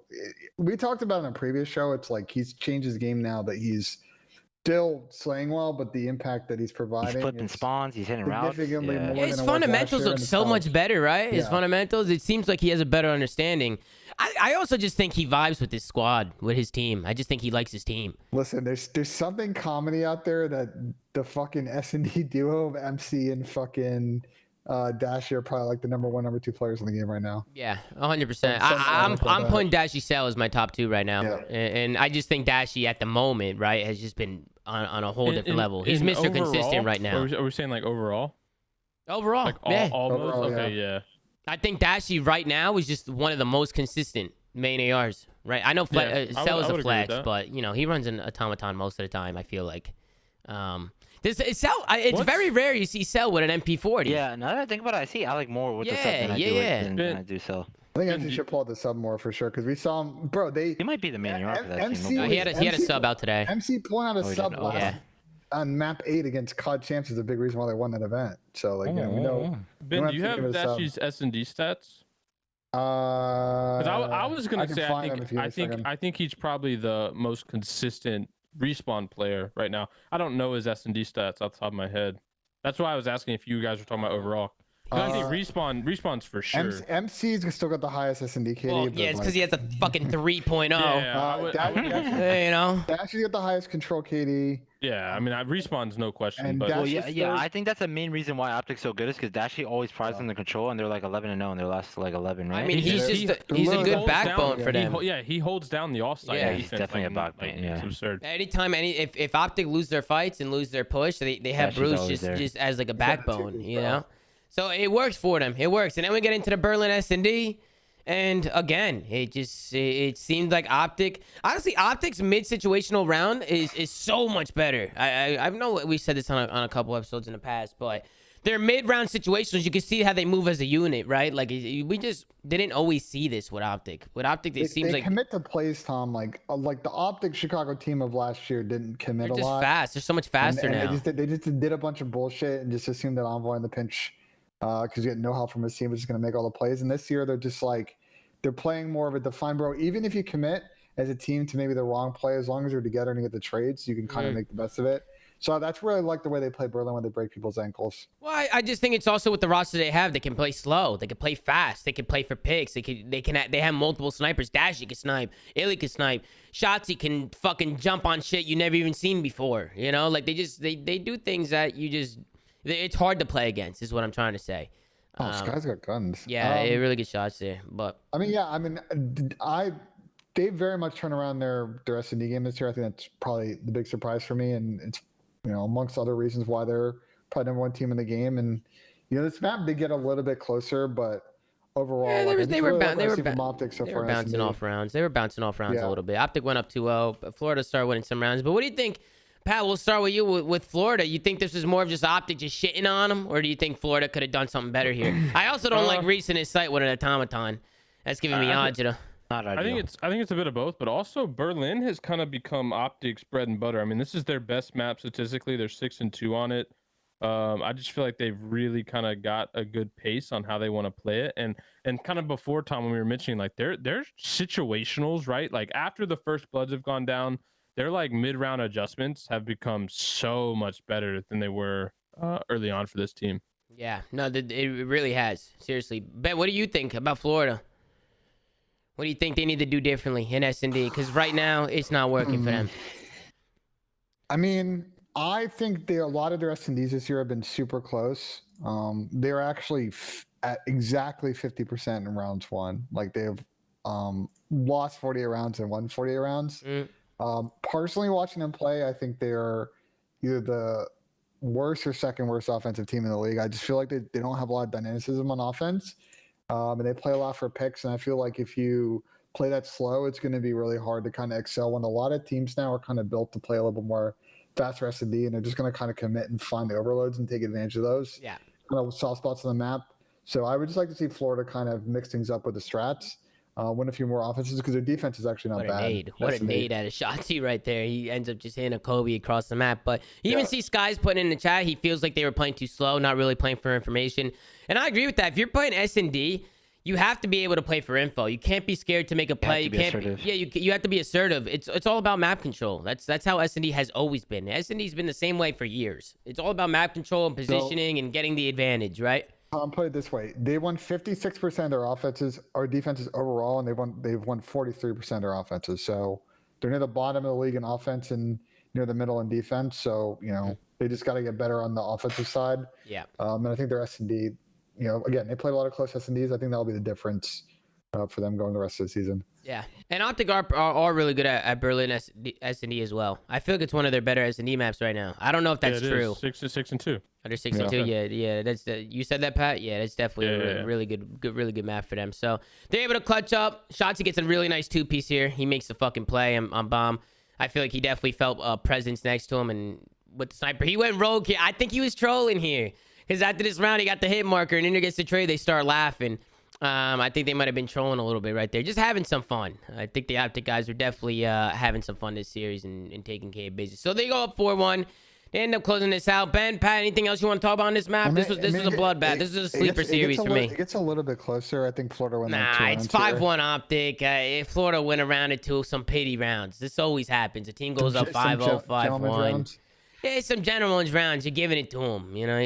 I'm sure Optic are probably, they're letting off the gas pedal a little bit, maybe doing some Every stupid team shit. does, bro. We've seen it so much in this game. I mean, I think for Florida and a lot of these teams, whenever you play a FaZe or an Optic, you just can't spot them in the first two maps. That's just what it comes down to. Yeah, Optic end up closing it out on an offense, and they don't even get the bomb down. They just get all the kills through mid-map and shit. So it's a good plays. They end up closing it out. They rotate the bomb back. Caesar got a little bit bad time, but even this round, I was like, come on, get it over with. It's a 3v1. Caesar's got a sniper. Really not much he can do unless he pulls a nasty and just completely world starts the other team. Which, honestly, that clutch by Nasty against Paris was insane. Like nasty. That was disgusting. That was insane. Like, you don't see that very often, so... You can see Optic go up 2-0, and then we get into the Tuscan control, and come on. The snooze fest of a control. Another snooze fest. I mean, Optic, what are they now? 11 straight? 12 straight in controls? 12, I think. I think they're one off Ultra's record. Yeah, this one got close, though. This one did get close. This was a close one. Florida probably should have won this one. Probably. It was Shotzi who pooped on somebody at the end of the game. You guys know what I'm talking about? Yeah. But Shotzi made the fucking play in this one. But just show round 5, please. This was really close. It was round 5 was entertaining for sure. Round 5 was really good. Round 5 was definitely really good. So Florida's on the offensive side. By the way, the round before this, Optic with a minute left, they completely stopped playing the round. They hit in the spawn. Bro, this shit is so if people wanted to go back and analyze, go back and watch the map yourself. A minute Optic is just sitting in their spawn because they had the lives on offense. They don't want to lose the lives. So they wanted defense over time. They sat in their spawn and pretty much just played kills. I really hope we get a control switch sometime soon. because now it's just getting it's just getting boring to watch this It's a shit. tough watch, Tom. It's a tough watch. But this last round was exciting. Florida, they go on the offensive side. They get the 8-point, typical Tuscan control. They're working towards this B point. Honestly, they worked the kills a couple times to get onto the B points. But Optic clutches up on their fights and their attacks. I think it was Dashy who went huge the first time. And then it was Shotzzy who went huge the second time. So just really good play. Skies was able to get a streak somehow. And I think off that streak, they were able to get some kills and work onto this site. Good plays by Scump and Shotzzy to hold the line. But if you go to the end, Ben, you'll see Shotzzy just hitting through fucking mid and making a play. And even the lives was in favor of Florida for most of this round. But right here, you see Florida stacked onto the point. There's not much you can do. Dashy's going to make the play with the MP40, which you don't see often. Dashy's usually got an automaton in his hand. He's going to find 2. Scump's going to get the trade. And then Florida, after this wave, get in there again. I also like that Optic gets aggressive when they get kills. I was talking about this during the watch party. You see a lot of teams, we've been talking about this, they don't make use of their kills. Optic. I got to point out one thing. Yeah, sure. Go ahead. Real quick. I don't remember if it was in this. I think it is in this situation on that. Reese Vivek kind of tosses away his life at some point, right there. He goes over the rogue. He jumps up on the plat. Yeah, I love Reese, and he's a very aggressive player. But in this situation, like, just kind of push out a P5 and maybe try and see if you can catch a guy slipping. But like running a hill when there's probably a couple of guys there, that's not a super high percentage play in my mind, I guess. Yeah, he jumps out, he ends up dying. But Florida get back into this, Ben. Florida get another wave of kills coming through the front. They don't really have much of a life advantage anymore, but it starts to Florida kind of storming through the front here. Dave Patty's going to open things up with a blood onto Scump. He found an angle onto Scump in that corner, so good plays out of Dave Patty. And then you see Vivid. He tries to make a play. Florida start trading the fuck out of these kills on the B-bomb site. And they get on the point. Look, they got 2-3 guys on the point with... Dash, got world start on fucking And this guy Shotzzy goes flying out like he's Superman. Ben, rewind that. Fucking rewind that. And slow it down, Ben. Put it in slow motion. Watch this shit. This guy fucking flew out of this. Look at that. This guy jumped halfway down the ramp. Why is Big Wake playing this like this? Why not use the heady? Holy shit. Who's this guy? Spider-Man. The fuck is this? Why is yeah, and then that's another thing. Why is Big Wake laying down in the open? Why isn't he playing the head glitch?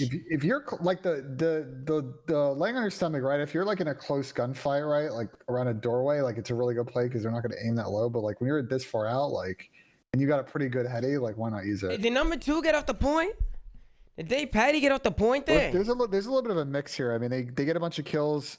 Dash gets kind of gunned on plat if you watch here real quick. But like, I feel like maybe they are just kind of scrambling to get positions here, and maybe that's why Big Wake isn't able to get to this heady in time. But it's absolutely gonna shock to this point because you don't got alley control. Wait, how did they let that happen? Shotzzy wins a big 1-on-1 and Scump wins a big 1-on-1 alley. They just get kills. Just honestly, just good clutch plays. I definitely think Florida needs to play some head glitches, play some off angles, and let the play come to them. They just kind of wide chow and Optic just jump out and boop on them. So good clutch up from Optic. Honestly, I was happy he clutched up. 3-0. Get the series over with. You can see the frustrations coming from Florida. But this was a quick series. I think that was probably one of the closer maps to control. But Optic and making good plays and they call games. So good job by Shotzzy there at the end. Good job by Optic. They're on a fucking crazy win streak right now in control. Florida, I think they're a good team. But again, just inconsistent. Up and down, up and down, up and down. Seeing a lot of the same mistakes they've been saying for a while now. So definitely want those guys to go back to the drawing board and maybe figure something out. Let's get into the last series of the day. This was probably the most exciting one. We got Toronto Ultra. The only. The only exciting one. We have Toronto Ultra going up against the Boston Breach. I'm going to find the videos real quick because I think they were... Nero Poison, Ben. Nero fucking Poison was having a fucking day. Which is crazy because I feel like it's been Capsule one day, Zinni another day, TJ. Now Nero stepping up, right? It's like they're taking turns. Nero had like 42, I think, when they were down like 100, and I was like, oh, they've lost this. Like I literally turned away for a second thinking it was over. It was like on a P1 where I think Toronto had like 220 points. And they went on a crazy run. You're right. Yeah, I literally turned away and I come back and it's on that fucking barn hill and it's like a 5-point game. I was mind blown. So here's my big takeaway from these videos: is it's crazy, and this kind of speaks towards sort of the slump that Toronto's in a respawn right now. Like, bro, at Kickoff Classic, like no one wanted to f with them on Berlin Hardpoint. They looked like the best team in the world on that map, and now they've been vetoing it a lot at the end of Major 1 and then this event, and it speaks towards like, I get it, Boston's pretty good at that map. Well, I think that's Boston's best map, right? Like I don't mind that necessarily, but I do agree with you. I think they're still struggling in respawn, or mainly hardpoint, right? It's odd, man. These guys were a top tier respawn team last year amongst other game modes, and for whatever reason, watching them play, and I don't know if it's because they're like, I would love to know from the coaching staff what they think kind of the issue is. Watching them play, it feels like the teamwork's a little bit off. They're not really getting a lot of those individual takeover performances that kind of maybe buoy some weak teamwork, but they just kind of look totally kind of behind the 8 ball right now on respawn. You're talking about Toronto? Toronto. Yeah, they haven't looked like themselves, honestly. Yeah. It seems like one thing we always harped on with Toronto is their teamwork, but now it just seems like they're always like separated. It seems like they're going through the motions sometimes. You see a lot of individual play coming out of them from Cammy and Kleenex and Inside and Bangs, all of them. They're all really talented, but sometimes when it gets to those crucial moments, even in S&D, it just seems like they're brain farting a little bit, which is very unlike Toronto. What do you guys think it is? Tom, if you want to be mind blown, okay. Like, it is crazy to me that this Toronto team is 6-12 in Hardpoint this year. That is kind of crazy. That is kind of crazy. That is like crazy. And I wonder, looking at some of the more advanced stats, like, it looks like they're really kind of struggling to getting a lot of breaks on the map. Like, they're definitely in kind of a dangerous spot right now. They have not an easy schedule for the rest of this major. A lot of teams are getting better. There's a huge win for Boston, by the way. They were pretty much a solid top 16. Now they're very much on the way to top 5, maybe top 4. What kind of momentum they have right now? For Toronto, you're very much in a danger zone as a team where, they're going to play up against FaZe next. Like, they could be facing no 2 hole this week and having a real tough week of practice trying to hold on to a winner's bracket. What's their record now? Like overall in the season? Just this qualifier.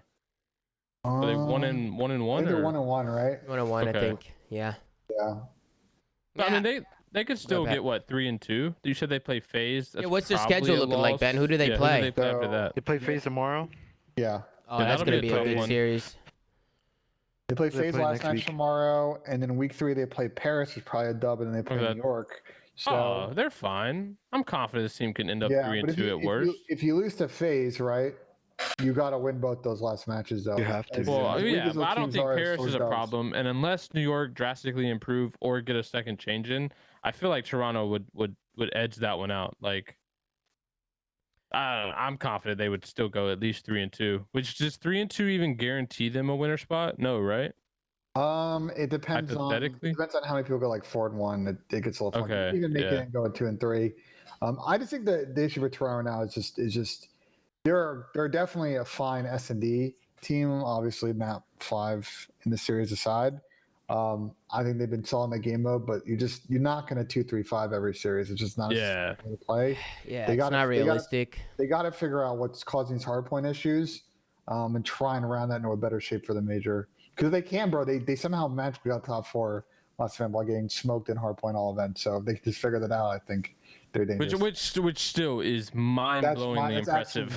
Hey, they tossed this hardpoint. They tossed it. They got world starred at the end of the map. Won. Yeah, they should have won. Yeah. I mean, listen, actually, it's such a big lead. I was just gonna say they built themselves a really, really big lead, and we do gotta listen if you guys want to tune in real quick. Well, I was just gonna say before. I think those things are boring, but go ahead. Okay. Like the thing is, and I was thinking about this mid-series, and like I know people hate the if shit, but this literally could have been a 3-0 Toronto Ultra game without question. Like, they didn't blow this first map. Yeah, they didn't blow this first map. It's a 3-0 and we're not even having this convo.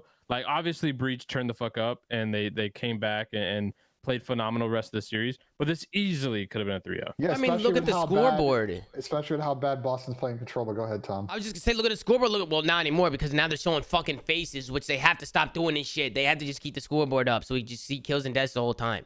But Nero was going off. This guy was the hard carry. He was going for the kill record by himself, breaking hills. I mean, if this kid can keep playing like this, I could definitely see Boston being a contender. I mean, we need to see Capital and Nero and TJ, all of them playing at their highest level at all times. Consistency. It's what we always talk about with some of these teams, but their ceiling is incredible. Like Boston's ceiling is crazy. If to be honest, TJ, like if Cap and Nero play this way, like TJ's is gap filling at that point. Like they're. I mean, TJ's been playing well. He's been doing really well. And by the way, Zin's playing some of the best COD we've seen him play in a while. Same with TJ. Like, both of them. So like, this Boston team is very much rounding into a good shape for this major.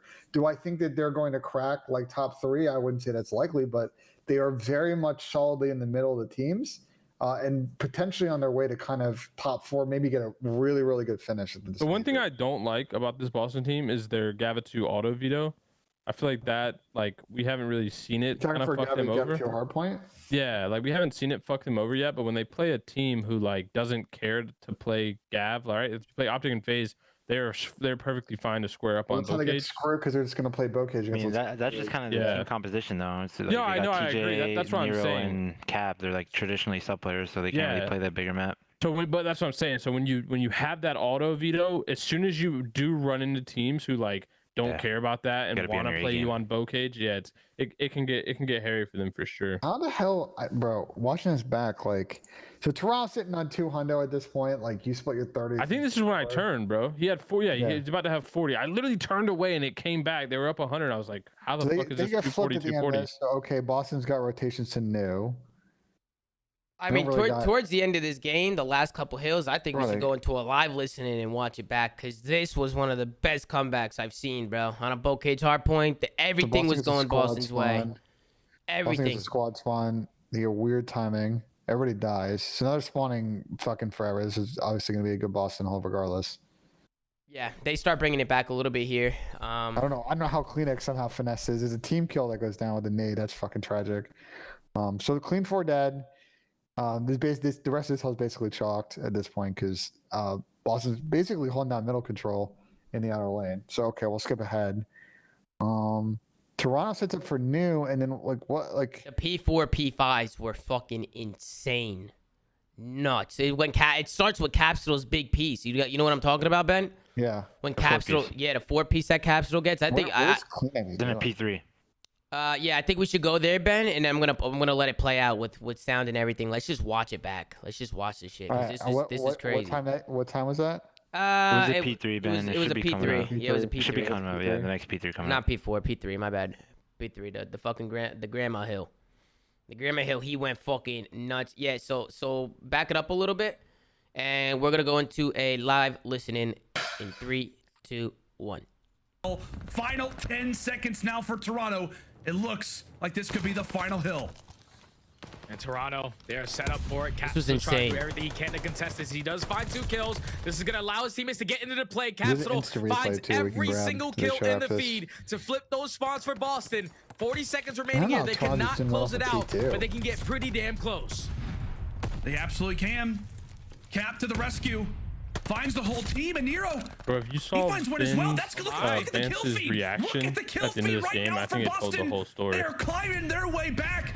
They're not going to be able to secure the game here, but Nero continues to fry, nearly at 50 kills. A back and forth game, but Boston, by brute force, have brought their way back into this one. 10 seconds away from a tie. Toronto have got to walk away and go toward next. Capsule turns onto 1, but it's not going to be enough.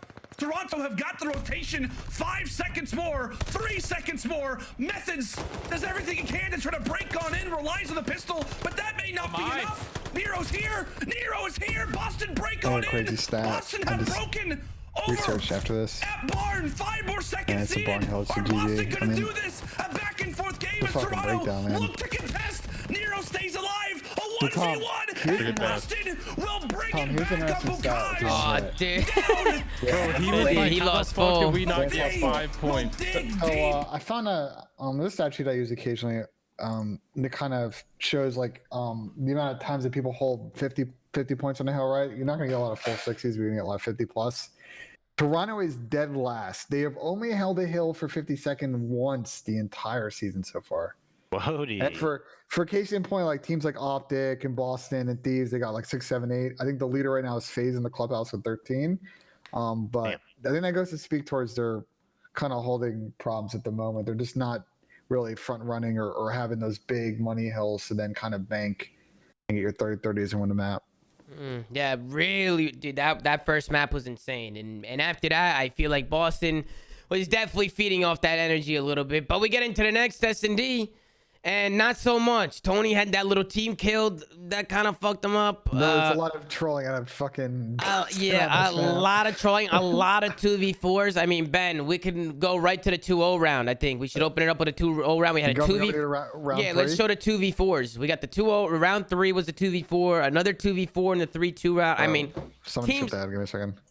Teams simply just cannot be giving up fucking 4v2s. They can't. I don't even understand how pro teams to this day there's so many 2v4s in this game. Do you guys think it's a game? We weren't seeing this many 2v4s in Cold War. We weren't. Well, in Cold War, the health was so much that it was kind of impossible to 2v4. Be fair. True. I feel like in Vanguard, you can make a play, zap 2 people real quick. It was definitely happening though on like maps like they were definitely. It's not as frequent as Vanguard in this game. Yeah. So right here, Kleenex, he gets aggressive. He gets taken out. So Tony does a good job getting one and playing his life. And then Capsule gets one on the other side. So just weird plays. And then Cammy gets behind both of them. But somehow they turn around. I don't know if Zinni spotted him or something and made the call. But I thought he might have got good timing there. And then Insights left in a 1v2. And Boston's able to clutch this up. But these are rounds that Toronto definitely needs to close it out. I feel like if they're able to close these rounds out, it'd be a lot easier for them. But they still end up winning the map anyway. Some brain farts. Boston toss a bunch of rounds at the end of this. You think so? You think this is a Boston toss? I felt like Toronto was in full control here. I think there were some winnable rounds that Boston definitely could take advantage of. And they're gonna go back and watch this VOD, especially the Zinni team kill. It's just like very frustrating for them. The Zinni team kill, I didn't understand. Zinni be doing that shit where he just be pre-firing. He does it in league play. Like, Zinni, what are you shooting at? You know, he'd be doing stupid shit, but, you know, there's Tony. Here's the 2v1. Kleenex is left on a 2v1 versus Zinni and TJ, and I don't know what the hell happened here, Ben. No idea. Kleenex is trying to make a play. Bomb goes down at the B site, and let's just watch it play out. All right, Kleenex, he jumps the corner. Tony, he paces on him. Tony's been shooting good, man. Hey, he's been shooting really good.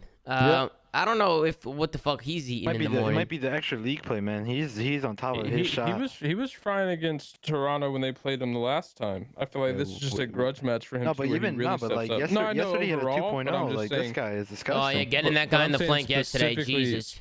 Specifically against this Toronto team, he wants to fry. Yeah, here goes Capsule. He's trying to make a play. That's understandable for a wide variety of reasons. Oh yeah, for sure, without a doubt. Capsule went rogue right there. He got the bomb down, made it a 1v1 situation, and just goes absolutely nuts. Toronto go up 4-2. What's the round where he team kills? Because I want to watch that back. I forgot which round it was. Yeah, I forgot which round it was. It was the 4. It was this one. This was round. It's 4-2, the 4-2 round. So what was Tony thinking here? I want to ask Tony. Tony, how'd you team kill, man? Is he in the chat? I don't know if he's in the chat. He said I'm top 2. He just said that. I'm top 2. Jesus Christ. Tony, join the team speak. Tony, join up. This guy don't. But yeah, I don't know what was going on here. We could take a look and watch it for ourselves. I like the alley push. Okay, we're getting back of the spawn. Boston, they're holding each other's hands. Assertive plays. Number 3 got fucking insano timing. That was insane. That was nuts. Okay, well, they sniffed it out. Then how do they lose this? Well, it's a 2v1 situation. Boston do the hard part. They get the numbers. They stay together. They were working a trade. They didn't end up needing any trades. They make it a 2v1 situation. And I'm not too sure what happened here. Tony starts pre-firing something, I think. He starts pre-firing and he lights up his teammate in the back right there. Yeah, it was right here. Yup. Tony just goes rogue, jumps out. That's a rogue play. To be fair, Capsule might have been weak. I think he was really, really weak. I think he got tagged a little bit and Capsule ended up falling. And then Tony didn't go for the plant. He ended up trying to stick the kill. I don't know. Worked. Tony, but Tony was the one who told me last week, I don't care who you are. If you're in a 1v1 situation, you always plant the bomb. You always plant the bomb. This is what he said to me. Going behind his word. And then he went behind his word and didn't plant the bomb. Interesting, Tony. So Tony, I don't know what that was all about, but what are you going to do? keep it going. Ben, Toronto end up winning it here, or they win the next round or two. I forget which one they actually closed it on, but Toronto, they ended up closing this map pretty convincingly. It's this round. Yeah, pretty convincingly. They end up winning this map. So they tie up the series at 1, and then we head into the control, man. We head into a Gavitu control. This is all defense wins. I mean, we could go round 5.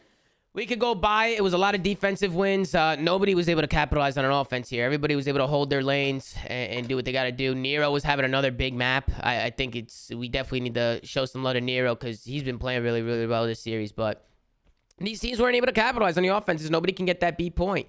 I just think a team like Toronto, a team like Boston, they do a good job on their Ds. They just hold their lanes. I think the only offense that Boston maybe could have had was the first offense. Maybe they were getting kills and weren't really doing much with it. I was actually talking to Simp in the TeamSpeak when we were doing the watch party. But other than that, I mean, they didn't capitalize on it, and it was just straight defensive wins the whole way through. So, if you're Boston, or if you're fucking Toronto wins this map because Kleenex goes nuts. By the way, if you see the end of this Gavitu defense, Kleenex was having himself a day. And Pat, I know you're a big Kleenex fan. I am. Listen, I still have faith that this team is going to turn it around. We kind of talked about it early on with their struggles. Just they'll figure it out. Obviously still got them winning champs this year, but yeah, I mean the tissue's an issue, bro.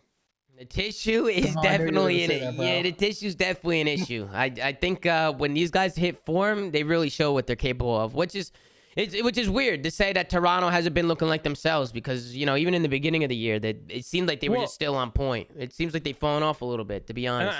And I think that's the thing. Like, they're looking so bad right now, but they're still competitive in every series, right? 100%. Like, I think that's one of the things that's like really sets this team apart. Like, yeah, they are looking pretty bad, but they remain competitive no matter who they play. They just got fucking top 4 without even winning a hard point. So, Pat, these are your 2022 world champions.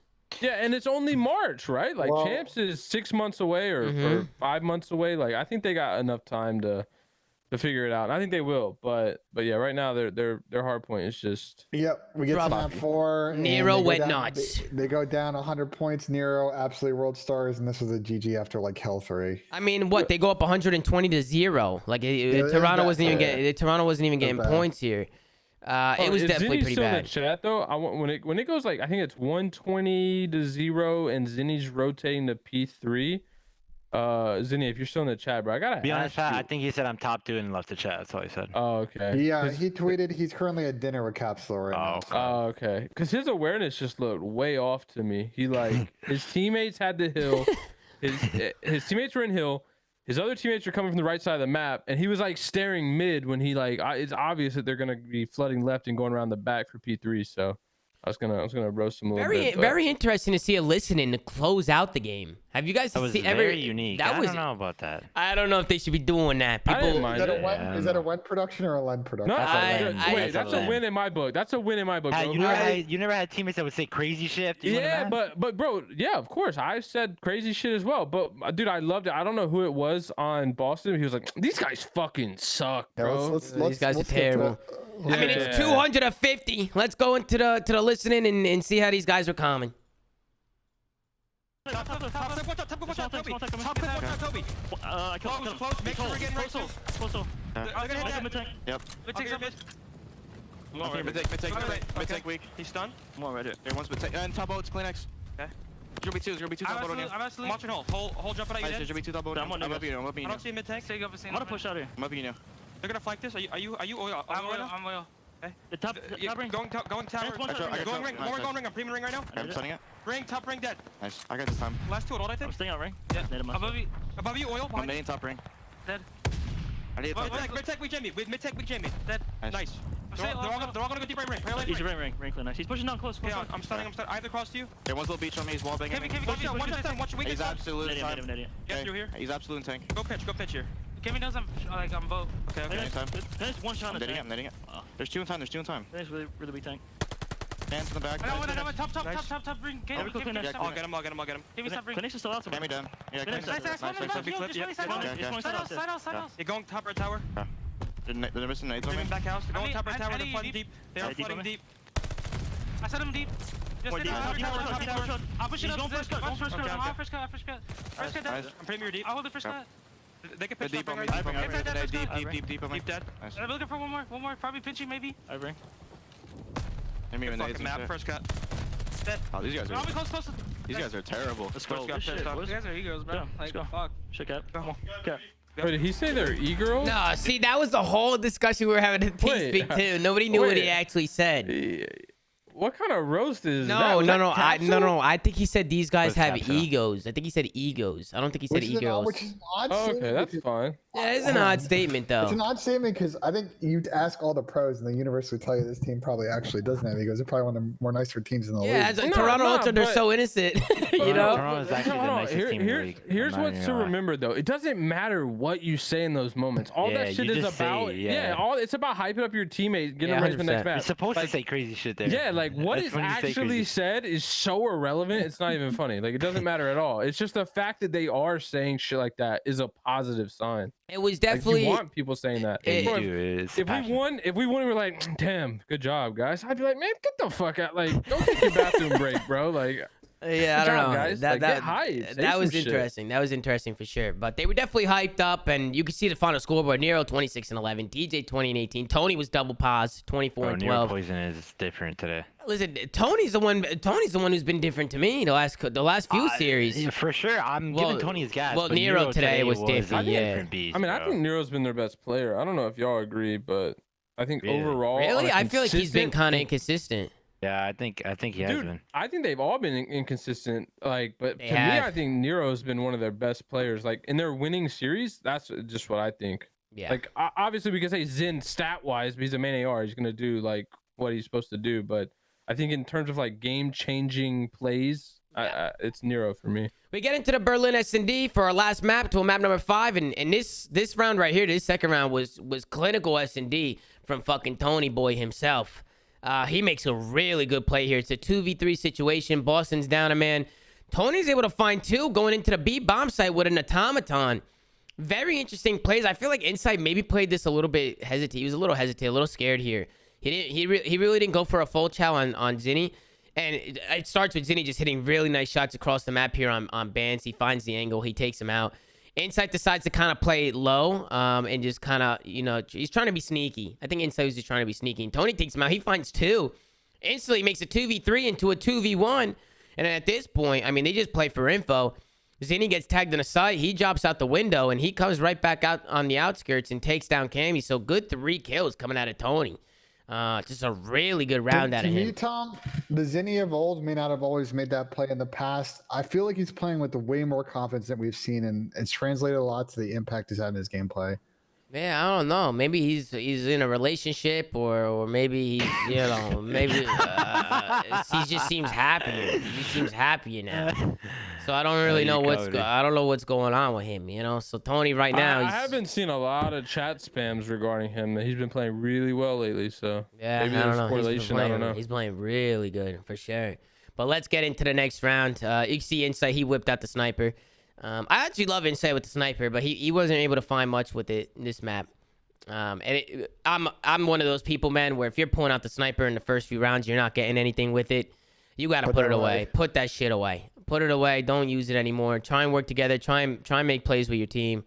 Boston just do such a good job just finding a big lead early, right? They go up early. They win so many rounds fast. Toronto was just on the back foot here. Wasn't really much they can do. I think Boston does a good job making plays. Why don't they instant plant the bomb in this situation? I agree. I don't know what Toronto's doing here. They should definitely get it down.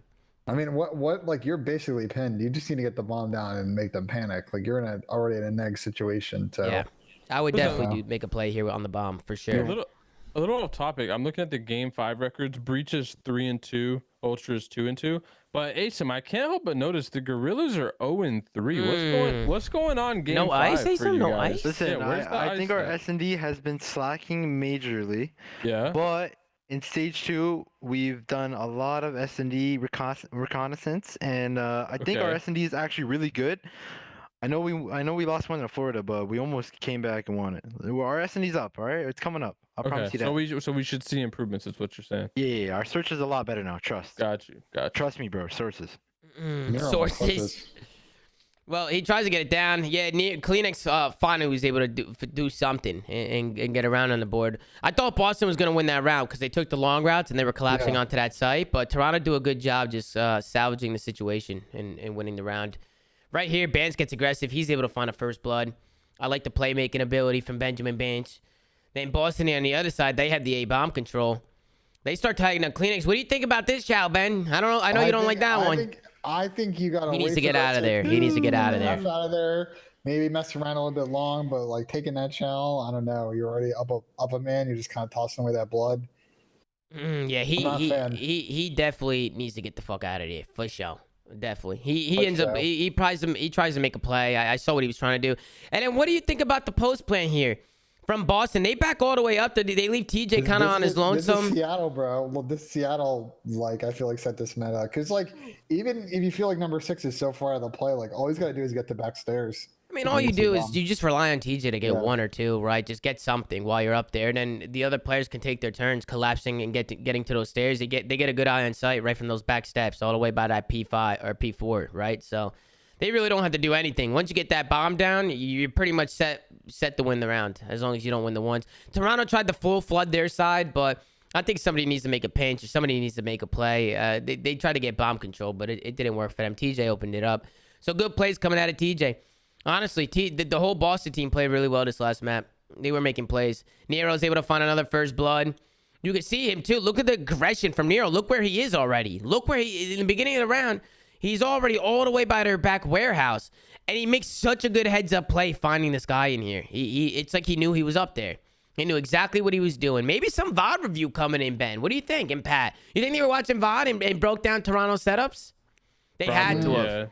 I think they had a good idea of where they like to play. I don't know if they went specifically round by round, but I think they had a good idea of what this team likes to do on this map. Because I mean, he, like you said, he hit that. Like he knew that player was there. Number 8 saw him when he was playing the dock spot, and then I think just assumed that he was just going to go to top window. I'm just saying, we're getting to that point of the year now where I feel like VOD review is going to be really important. We're not talking about it a lot, but we're going to be talking about it, or at least I am. Because VOD review preparation is everything when it gets to the middle half of the year. Like the middle half to the end of the year, the teams who are more prepared and do the most research are usually the teams that win. It's pretty much how you outplay your opponent. You pretty much blind counter them. When you have a league like this that's so talented from top to bottom, I feel like that extra time and that extra work you put into watching VODs is going to be the difference maker. And I don't know if you guys agree with me or not. But I agree. I definitely think VOD review is going to be super important. Jesus Christ, no aim assist. Tony's losing full here. I think at this point, just the way that Toronto set up on this this defense, I think this is kind of a loose full round a little bit. Yeah, they lost full a little bit the way they were playing. A lot of singles. The first play was someone hitting the long route and they died, and then it was just kind of chalked. Yeah. Good job though from Boston Breach. They came out and they clutched up. This spot from TJ was great. If you guys don't know about this spot, recommend using in some ranked play. Go up here. You could barely. Cammy can't even fucking see him here. Look, he's running. Can't even see him. Tom, it's what the kids call a cringe spot. It's a cringe spot. Is that what the kids are calling it these days, Ben? Yeah, I don't know. I don't like the name of that. Cringe spot. Oh, jeez. L ratio, cringe, a whole bunch of bullshit. But Boston, they go up. They slammed Toronto on this last map. They slam them. They just seemed like they were more prepared, more organized. They weren't afraid to make plays. And then on top of that, they were just winning their fights, and they were doing a good job. Capsule goes the road with the sniper to close it out. He ends up finding 2 kills. If you had told me that Boston Breach would be sitting at 3-0 after 3 matches in Major 2, I would have been surprised. I think they are well, who they played so far? I'll tell you real quick. So they played, obviously, we're watching the Toronto match. They played Minnesota Rocker 3-0 Smoke there. Yeah. And they played who else did they play? Am I missing a team? Yeah, I don't know who. You said 3-0, right? He said 2. The Toronto and. I said 3-0. Am I missing a match? There's a third team. I don't know who they played. I forgot. Chat spamming Seattle, so I'm guessing they played the Surge. Oh, they did. They did in Seattle. That was before Seattle beat FaZe. ZOOMAFIA knows everything. You guys know everything. Those aren't like Pat. I know what you're about to say, but like you can only beat the teams that are in front of you. The schedule is That's true. Don't get Pat Star on Seattle, please. Go to the predictions. But Ben, your question was, would you be surprised if this team was 3-0? If I saw their schedule, I really wouldn't have been that surprised. I think they're better than these teams. Ultra's a hard case to make because we don't really know what Ultra's going to play like. We saw it today. But I mean, I for sure think the Breach are better than Rocker and Surge. That's my personal opinion. I don't know if you guys disagree. Definitely clear now that they're better. I thought they were better before they played. I mean, I think it was still a little bit of an open question, but I think Boston's definitely shown that they're sitting in that clear as day, probably 4 to 5 spot. Now that we're not really sure where Toronto kind of falls around them. Same with Florida. It's some combo of those 3 teams. But I've been very impressed with what I've seen through Boston the last 2 weeks. Now Boston's been they look great, honestly, and I know Tony's eating this shit up. Every time Tony hears us gassing him up and shit, he's eating it up right now. He's loving life. But you gotta call it how you see it, right? He's doing his thing right now. So good job by Boston. They're able to take down Toronto. I saw Boston Breach taking some shots at Toronto, saying, "Hey, you dropped something." They put a picture of Tony. The good old. Hey, good tweet. They stole your gimmick, Ace. They stole your gimmick. They stole your gimmick. I get dropped. That's my gimmick. Yeah, but what are you going to do? Let's get into the predictions. We got Seattle Surge against LAG. We got Minnesota Rocker against LA Thieves. And FaZe versus Toronto. We got fucking bangers tomorrow. Let's start with Surge versus LAG. Pat, let's start with you. I know how much you love Surge. So yeah, I got LAG 3-0. You know, I think Asim's like you said, they've been working on their search. I think you've seen Austin talk about how he's kind of, you know, playing a little bit better now. So yeah, I'm gonna take Gorillas 3-0. Ben, who you got? I got LAG 3-1. I think they're kind of the better informed team right now. I think Seattle's played some interesting series the last couple of weeks. I just kind of like LAG's sort of hard point game in general, and I don't think it's a strong spot for Seattle right now. So I think LAG's going to close out on that 4. I don't know. Seattle looked good against FaZe. Played a tough match versus Optic. Asim, I think you guys have to come out hard tomorrow. I think the Seattle team's starting to kick up again. So I'm personally going with Seattle tomorrow. So Asim, you need to prove me wrong. Tom, how many amusement parks have you been to? How many amusement parks? Yeah, just like in your lifetime, would you say? Probably like 5, 6. I've gone to amusement parks. Does Disneyland count? Yeah. So you got some experience on some roller coasters, right? I do. Yeah. So and what happens usually when you go up on a roller coaster? You go very slow and then the drop goes really fast. And you drop though, right? Yeah, you drop really fast. Yeah. So I think for me, I think Surge is, you know, they had a little bit of they're going down. They hit another bump. They go back up a little bit, and then they're gonna go right back down. Right, but what if it's like King the Car, where you're going up for like 20 fucking minutes? You know what I'm saying? That you eventually go down. That's just how gravity works. But when you're going up for like 3 minutes and you only go down for like 10 seconds. Think about it. They're going up way longer than they're going down. But you know how COD works. It's a fast world out here, especially when we're playing Vanguard. But listen, we got Rocker against Thieves. Tom, who have you got?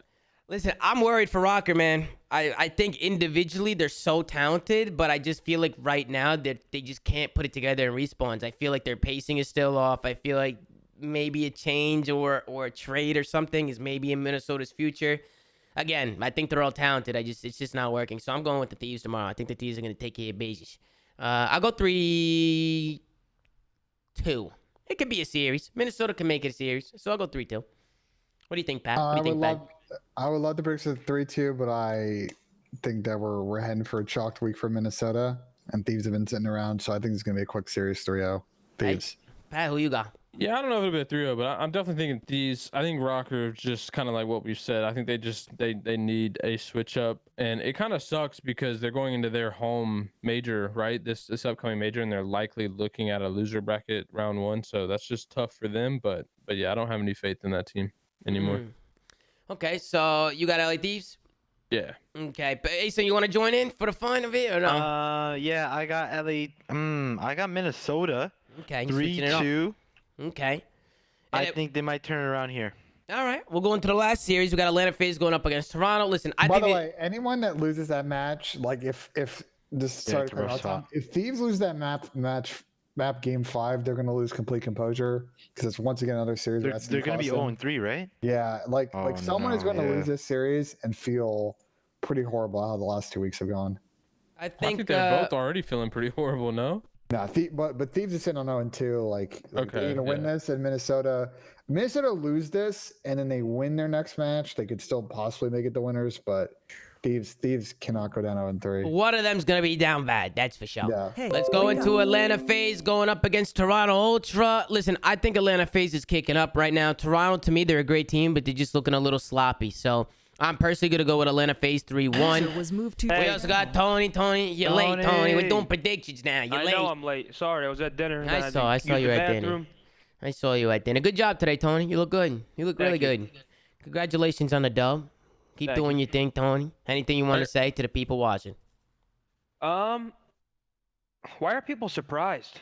Who's surprised? More specifically, Ben. Zenny's playing well. Best COD he's ever played. When have I ever played bad? Multiple times you played bad. Statistically, when? You run a mini AR. Let's not have this statistical argument. Yeah, we're not arguing about statistics, brother. Like, we're not doing that. Ben, let's save this for another day, bro. Listen, Ben, FaZe against Ultra. Who you got? I'm just saying, I'm confused when everybody's acting like last year. I was statistically the best player last year on Ultra before I got benched.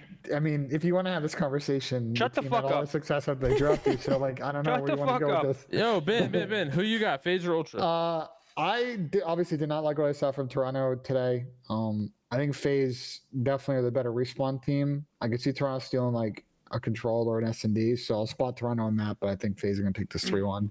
Can I get my predictions? I got FaZe 3-1 as well. Yeah, sure. Go ahead, Tony. Okay, I got Surge 3-1. My bad, Asim. I got all good. I got Thieves 3-0. Sorry, Rocker. And I'm gonna go FaZe 3-2. Guys, I had not one sip of alcohol tonight, man. Why are people saying I'm drunk, dude? But they think you're twisted, Tony? They think you're drunk? I didn't have one sip of alcohol today. Yeah, that's good, Tony. You're high on life. I got FaZe 3-2. Celebratory drink. I like that, Asim. I like that. Well, no, I think we're gonna go to downtown Boston tomorrow, so I'll save it for that. Okay. Ben, you want to close us out with a part of wall? You want to hit this fucking thing? I'm saying this. Let's go, Ben. Turn the fuck up today. Drop your channel point predictions in the chat. I'm curious on what you guys go with today. But let's see what Ben can do, Chad. Let's see what he can do. Let's see if he's able to sink this one. Ben was able to sink the last one, but the one before that, I'm pretty sure Ben was whiffing. So today, we'll see what he can do. I think Ben's going to sink this one today. Tom, is it the camera good? Camera looks pretty good. Not bad. All right. I'm in the putt. We can see the ball. That's all that matters. Okay. Yo, there's no somebody get a poll up in the chat. Those slippers must smell like shit. Those slippers must smell like fucking shit. Wait, yo, hold on. Tell Ben to stop. The mods are slacking. Oh, the mods are slacking? Ben, wait. Does he hear me?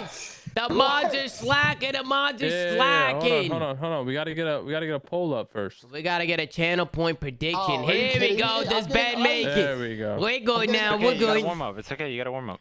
Hey, Ben. Wait. I can't put my channel points on this. Oh, no way. What is this? Votes? These are polls. Yeah, it's just a poll. Nah, whatever. Ben, hit the fucking puck. Close us out. Go ahead. The mods are slacking. What the fuck? I'm blaming Chris's hitting for this. I'm blaming Chris. What the hell? L mods in the chat. Get the L mods going. Get the L mods going. Get those emotes spamming. Ben, say this shit. Yo, Pat, how bad do you think those slippers smell? Oh, they are stinking, brother. I gotta be stinking. Ben Janison's gonna step up to the green, and he's gonna sink the putt with ease. He makes it look easy, ladies and gentlemen. He makes it look easy. Unfortunately, a lot of you guys, you won't be getting any channel points for this one, because the mods have been slacking. Let's get an L mods in the chat. Ben, I thought you were Optic Ben. What happened? Why you wearing Atlanta FaZe? Because you're back to FaZe Land. It went from Optic Land to FaZe Land. I went golfing and I grabbed the first shirt that was sitting in my closet because I was super soaking wet and I wanted to take a shower immediately. I like it, Ben. I like it. I like the Atlanta FaZe jersey. It looks good on you. It's a comfortable shirt. It's not super cotton. So where can you buy it, nice. Ben? Let the chat know. There's a Call of Duty store and I don't know the URL. Sorry. Go to the Call of Duty store. Go check it out. Make sure to like, comment, subscribe if you're watching on. What is it? Probably CallOfDutyLeague.com/store. Oh, no, okay. That's not the website. Don't go there. Listen, Ben, they can find it. All right, go to the Call of Duty store. Go do what you got to do. Make sure to like, comment, and subscribe if you're watching on YouTube. CallOfDutyLeague.com. Damn, you're gonna keep cutting Ben, off? you motherfucker! Damn. Ben, they will find out the link, man. They'll find it, Ben. They'll find it. Make sure to like, comment, and subscribe if you're watching on YouTube. Get.fm/The Flank to check out all the audios I say we're on. Go follow The Flank at Twitter. Okay, or at Twitter. At The Flank. Gert's doing a phenomenal job over there on the socials, so go follow The Flank. And as always, guys, we'll see you guys tomorrow after the matches. And we'll see you guys in another episode of The Flank. Take care. Brush your hair. Have a good day. Have a good fucking day.